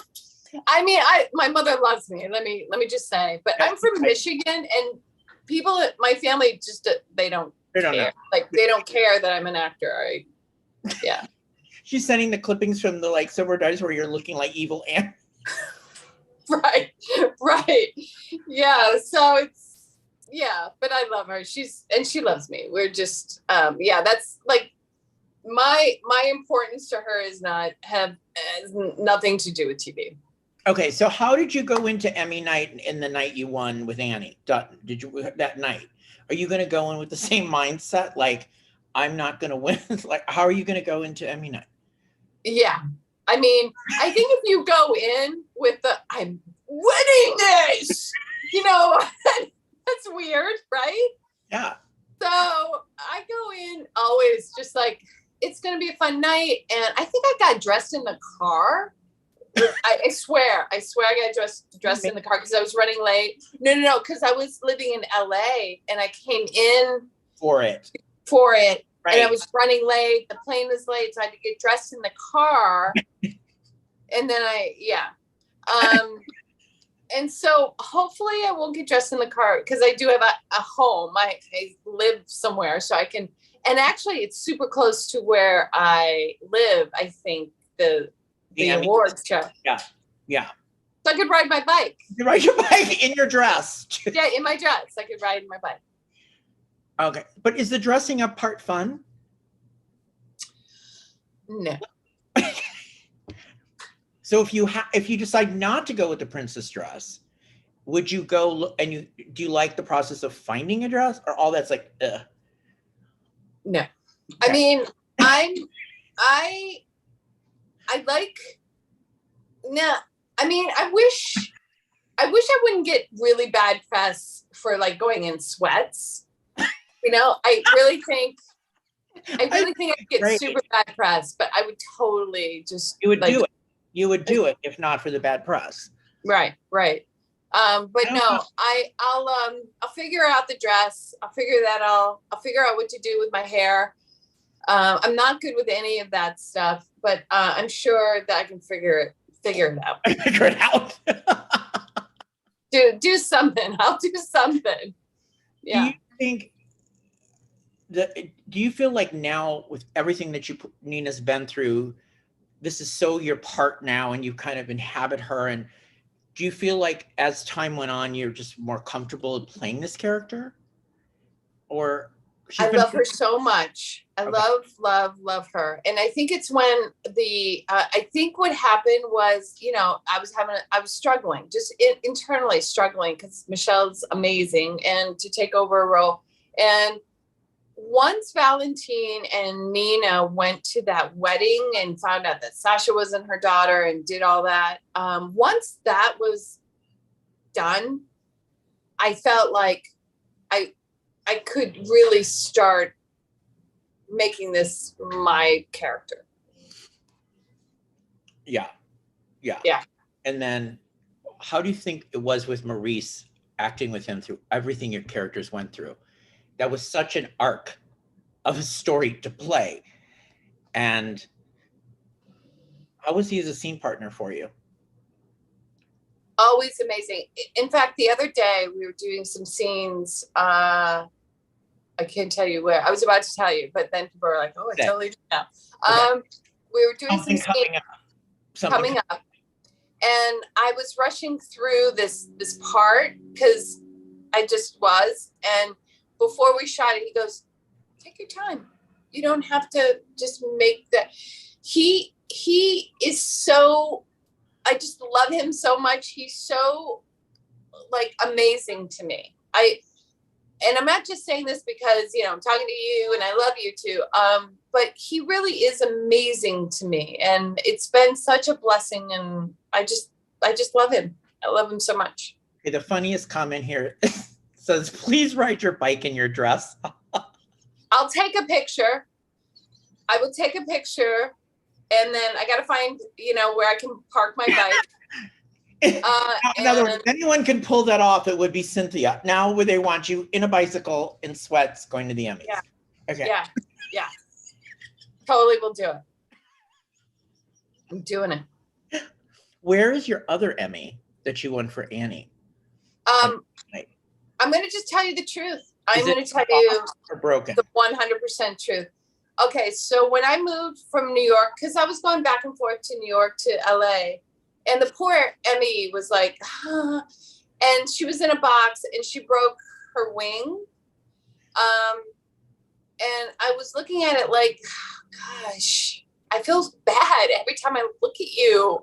And so my mom, it's at my mom's, because I just felt I felt like I injured her, and I was like, Mom, and she's like, well, I'll take it, I'll put it on and she has it like on her like, she has this thing like awards thing of mine, and she just, but she's like, she just has one wing, you know, she's sad.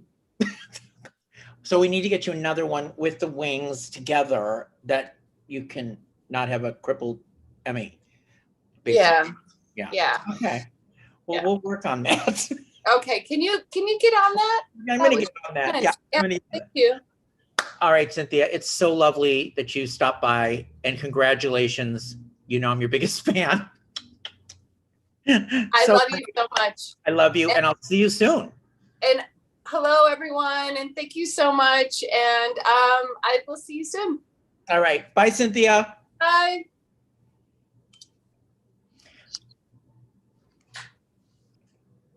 All right. I think coming on is Aaron. Hello. Your audio.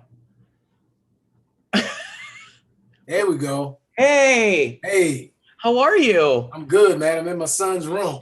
You're in your son's room. I don't know how to do the fancy background thing. You know, I don't know how to make it look nice. You're just in your son's room. Yes. Aaron Spears in The Bold and Beautiful, supporting actor nominee. Well, what do you think about it? Were you happy, shocked? What was the emotion today when you found out? You know, I didn't know what to expect because I totally forgot that they were being announced today. I was in there making a shake, and my mom called me, and my hands were wet, and I was trying to get the phone, and she's yelling and out of breath, and I'm like, what's going on? I'm thinking she's like, I didn't know what was happening with her. My dad is running in the house because he hears her screaming.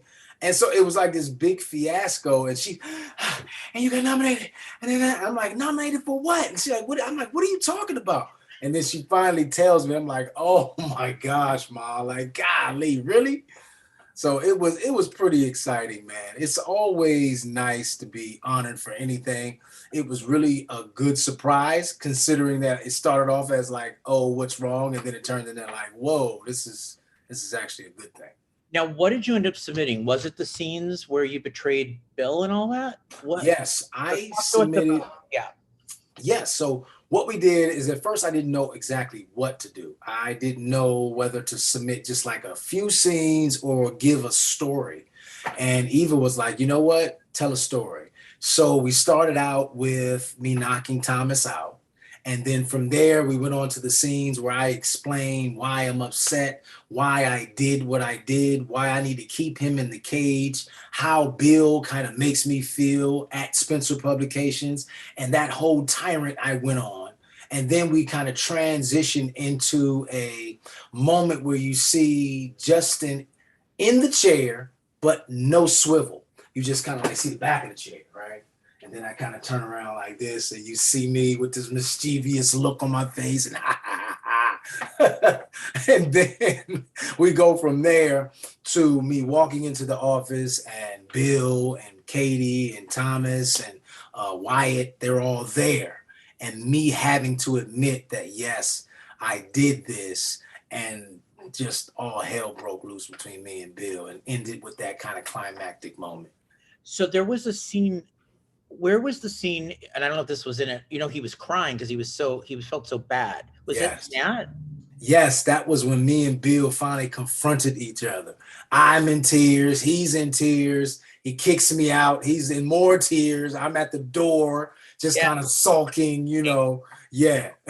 I mean, but it's amazing, Aaron, that finally, after all these years, you've got this, you know, this is an arc of a story. And like we talked about with so many of the nominees tonight, do you tell a story because you're, you know, judges don't know, let's say, what's going on. Right. So do you show them in an arc of a story from beginning to end what's going on, or do you do you play the game with different scenes that don't make sense to each other, you know? Right. But you've got a good storm, a perfect storm of an arc, right? Yeah. Right. I thought that would be the best way, because exactly everything that you said, they don't know what's going on. They don't watch every episode. They have no idea what your character is doing. So we followed that story arc and broke it up enough to where if you watch from beginning to end, you get it. You understand, like, whoa, this is kind of deep. Yeah. So who was the first person you told when you got nominated? Mom told you. Right. Mom told me, which then allowed the family to hear because I had mom on speaker. So then wifey texted the kids who were at school and out and about and doing every other thing the kids do.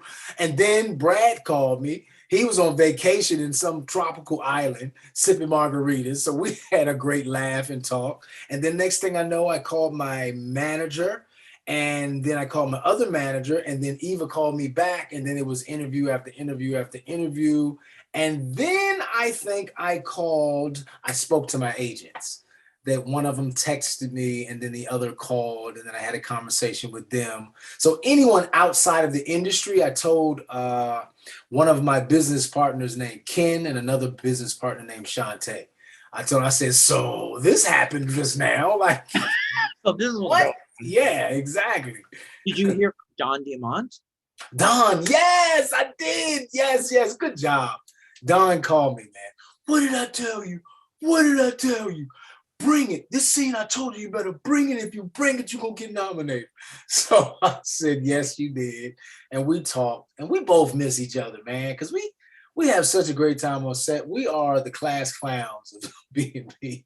We really just ham it up, and we just enjoy each other's company so much. So he's been kind of out of storyline as well. He's like, man, I haven't been doing nothing, man. I'm just sitting around like you know, waiting to get back to work. I'll be glad when we go back to work. And I'm like, dude, at some point we will.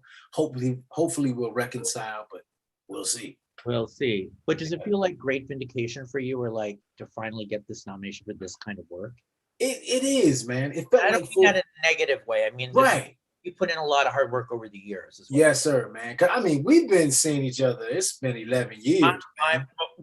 You know what I mean? It's years. It's been a minute, and it felt good to finally get a storyline and then be able to have some meat like this. And what I loved so much is that the directors were so willing to give us room within the playground. You know, just because you're in a sandbox doesn't mean you can have fun, because if you don't have a little water to get a little mud to make the sand stick and make a sand castle and dig a moat, and, you know, they allowed us to play with it. So the scenes didn't become like repetitive. Because as you know, in soaps, a lot of times you're saying the same thing, just slightly different. Well, they gave us kind of that freedom to run and make it our own. And I just wanted to just kind of own it and show another side of Justin, that he's out of control. So kind of let me go out of control. Let me do some different things. Let this be. If you really want to get that nomination for the show, like, let me loose. And they did just that. So it was gratifying. Well, congratulations, Aaron. Thank you for stopping by. You don't have to stay in your son's room much longer. Okay. And I will hopefully see you at the Emmys. Sounds good, man. I look forward to seeing you. All right. You have a great day. All right, take care. Bye. Bye, Aaron. Thank you. Yes, sir. Okay. And now I believe Eric Martsolf is coming. Maybe. Yes. Eric. Eric Fairman. I got Mexican music in the back. I'm Okay, all, let's do that. Cinco de Mayo, right? I'm all about it right now. All Yeah. about it right now. I kind of like this whole look. It's very, what's going on? It's got this background and the glass. I don't know. Well, this is my new look because I'm old now and your eyesight. That's what happened to me over the pandemic. I feel like I haven't talked to you in a long time. I know. I went blind. So Yeah. now I use these and I've embraced them and I kind of, Well, you look good in them. I mean. Oh, well, yeah, well, I can't see either. So it's great. And I wanted the background to look like what I see when I'm driving. It's like I see black spots. Every one of my co-stars looks like that when I look at them now. So See, yes. So congratulations, lead actor nominee. Again, you're in the running. I got a little lucky this time, I think. I was very excited about this one. I've thrown my hat in the supporting actor category for many, many years. And I think I was coaxed by some peers and some friends, and they said, Martsolf, just put your hat in there. No, you can't see anymore and you're getting old. Just You're wearing glasses now. It's time. Before it's too late, just give it a shot. I'm like, okay, I'll give it a shot. Stacey Hajduk really showed up. She got nominated as well for the very same set of scenes. What were they, so we all know what you submitted? It was our breakup. It was Kristen and Brady's, lava coming out of the volcano that eventually just had to be done. It was Brady insisting that they just can't be together because he can't love the way that she loves him. I always say in relationships, you need to learn to love the person how they need to be loved. Not necessarily how you would love them, but Kristen DeMira loves through acts of craziness and vengeance, but they're all for the good of Brady.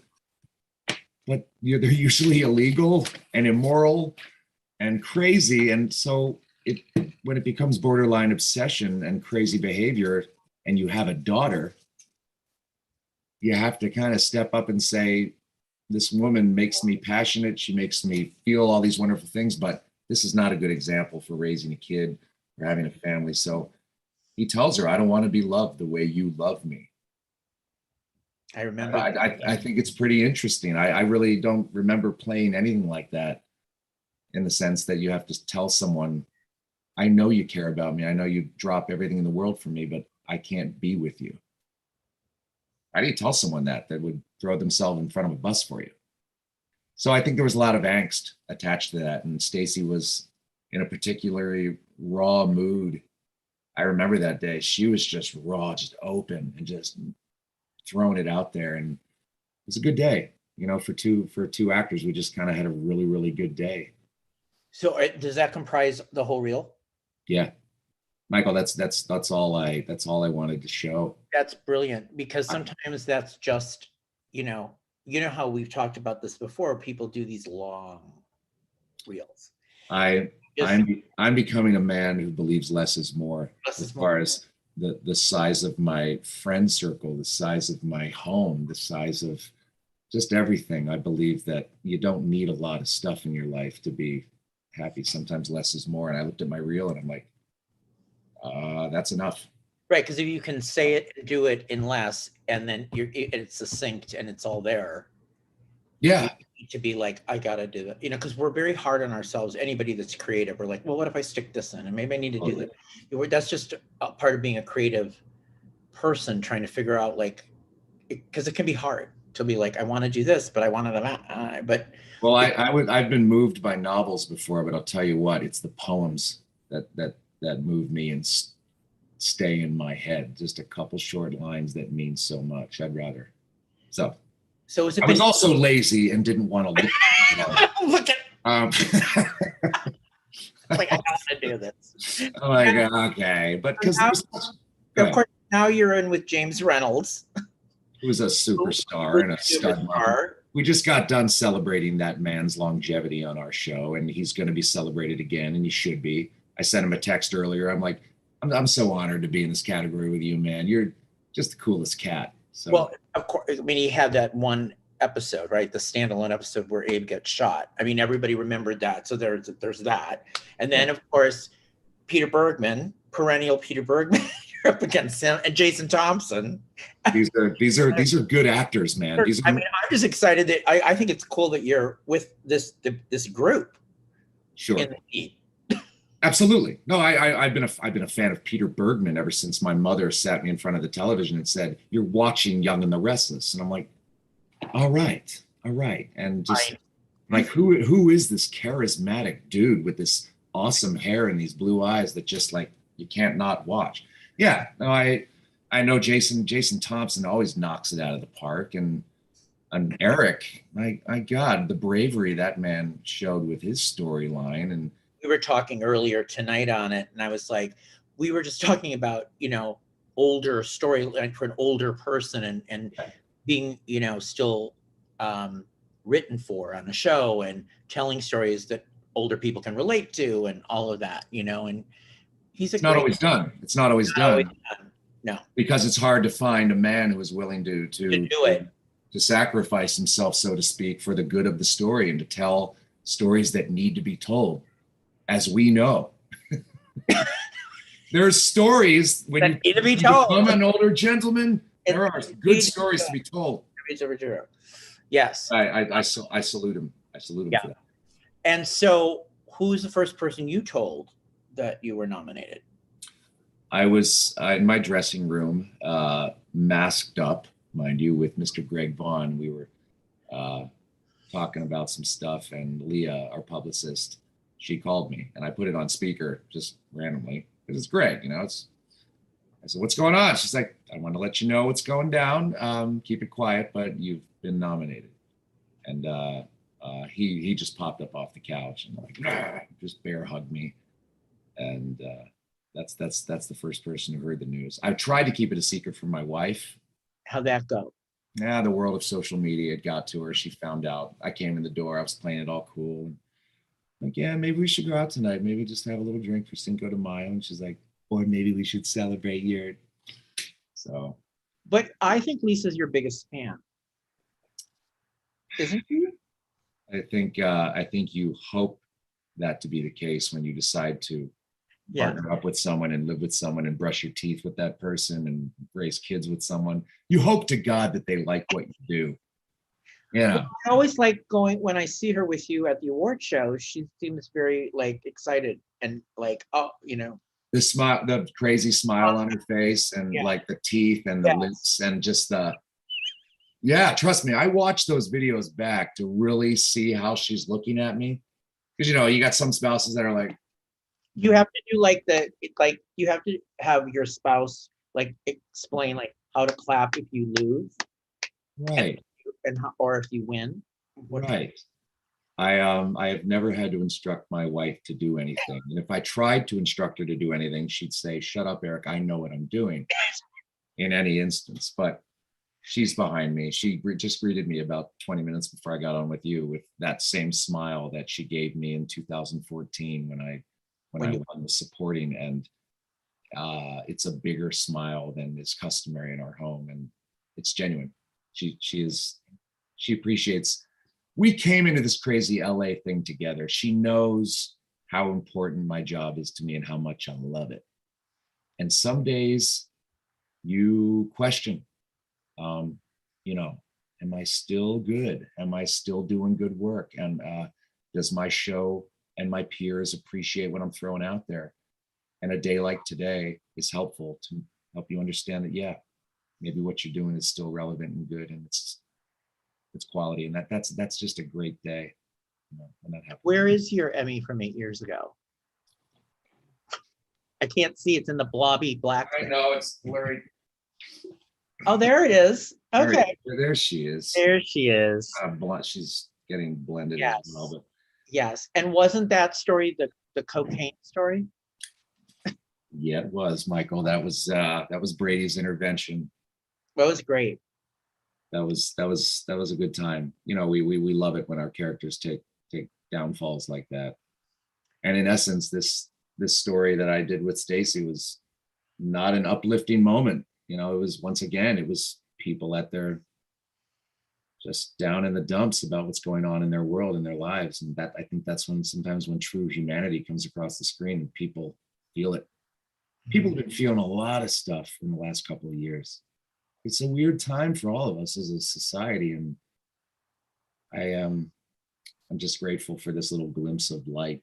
You know, I was so thrilled for you, and you know, it'll be so nice to see you. I haven't seen you in so long. I know, man. You look great, by the way. Oh. I'm doing all right. Yeah.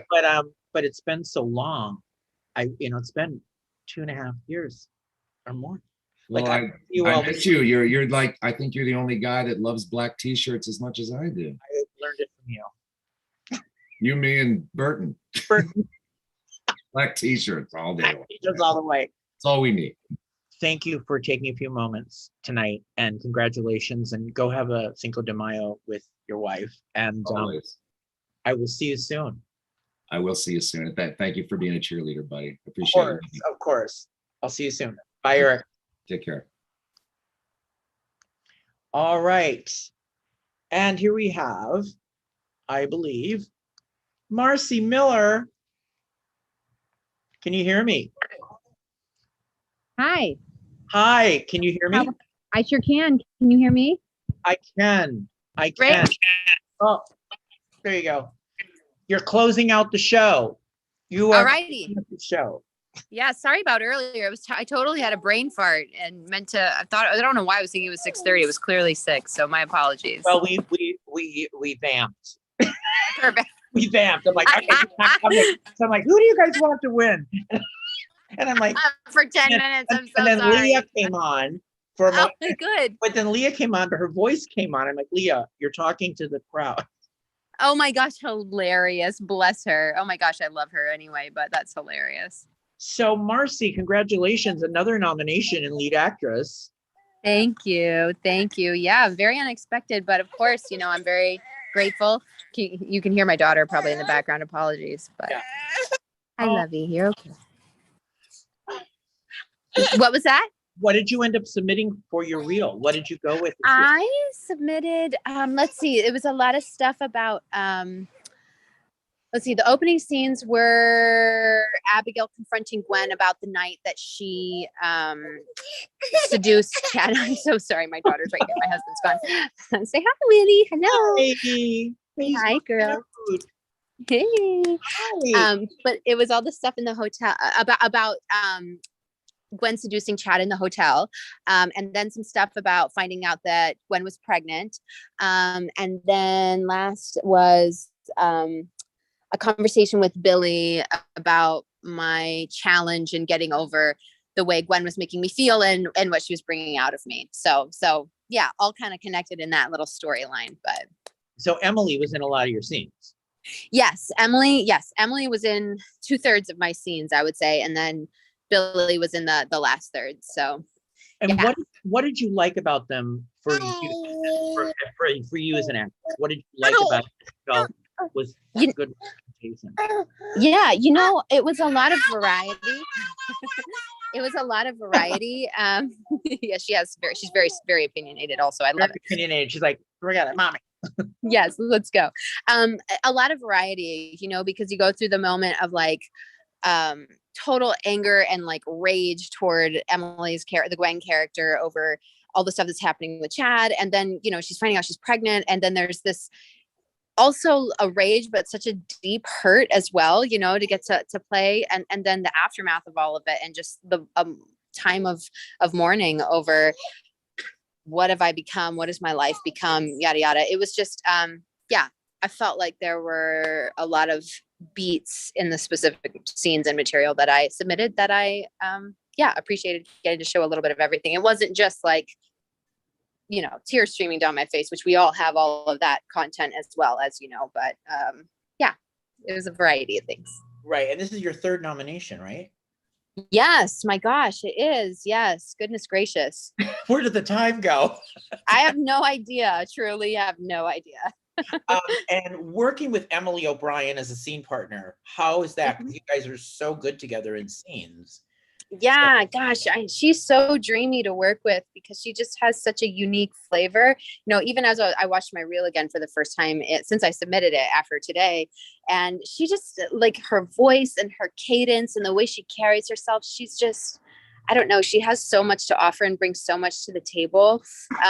Aside from being a totally down to earth, lovely person who you can be super serious with and then cutting up with in the next moment, so I've always really appreciated that. And trusting my partner is also really valuable because you get to be vulnerable and go really hard places emotionally and mentally.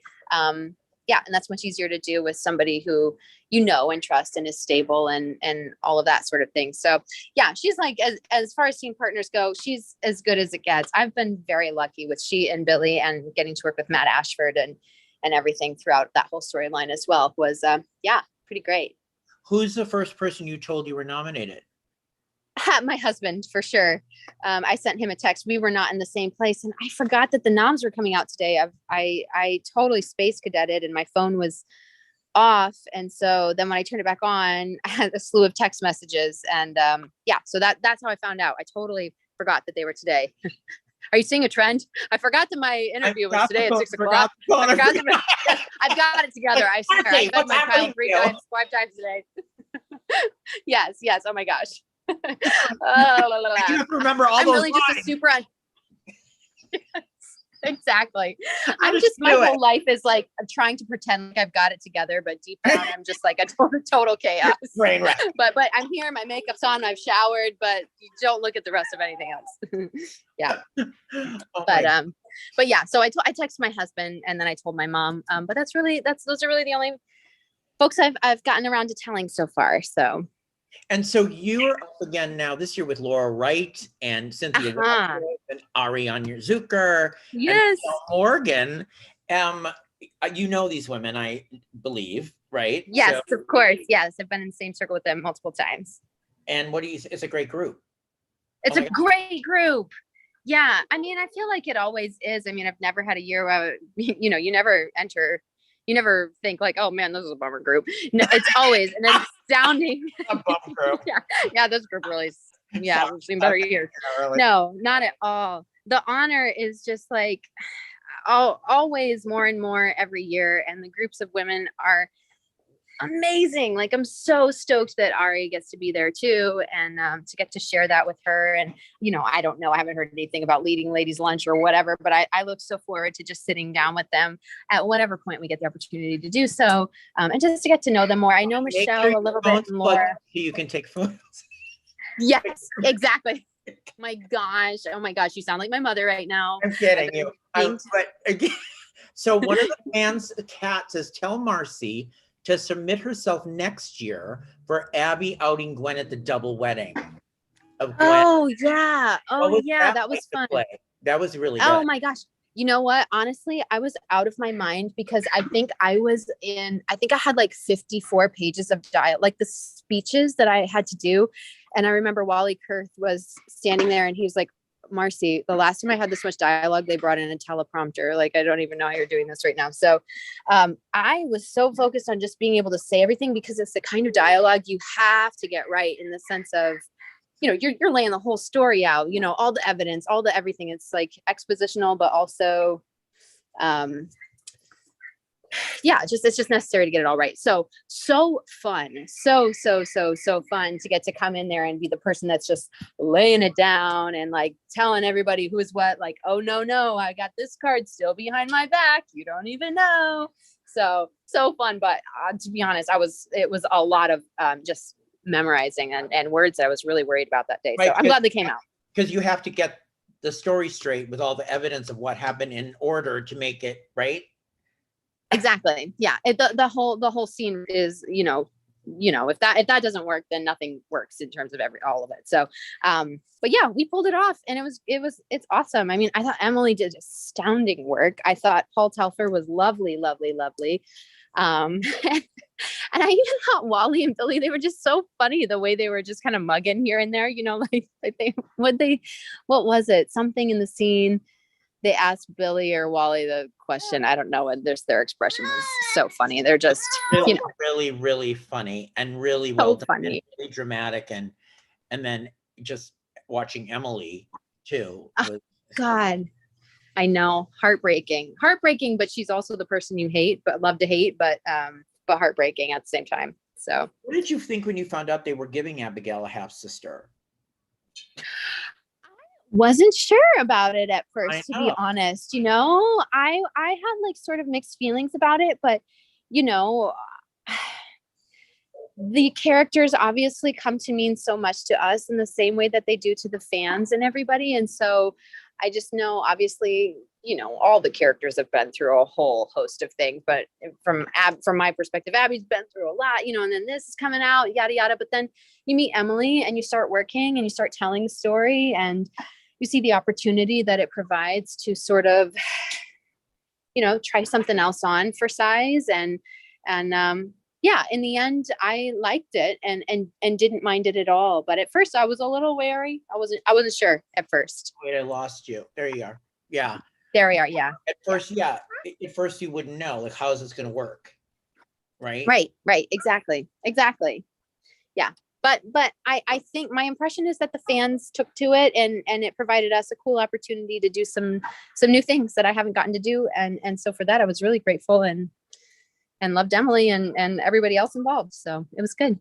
Now let's talk what you're going to wear to the Emmys. You do thrift shops a lot, right? Oh my gosh. Yes, I sure do. Will you find something there kind of thing, or will you do something different? What are you kind of thinking? So funny that you're asking that, because this morning I was like, after I was showing my husband this dress, this sort of like unique androgynous, like kind of bohemian style dress that a friend of mine had designed. And I liked that. That's not a thrift. That would not be a thrift. I wore last year, the white dress I wore the last time I was nominated. That was a thrift. That was 100% like thrift store, find, whatever. This time, I don't know. It just depends on what strikes me. If I find something that I really love, I always like something that's a little outside the box. But I also like to dress in a way that I feel is respectful of the event and the crew and everybody. I don't want to show up in my jeans and a tank top or not that anybody would, but Cynthia Watros and we were all talking earlier, and she would prefer to go in sweats on a bicycle.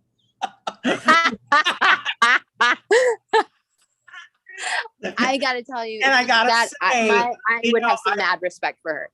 I have mad respect for her, because you know what I hate is like dressing up in a suit and a tie on the heat in the red in 90-degree weather. Like, and you're just like, I know. I'd like to go and sweats on a bicycle.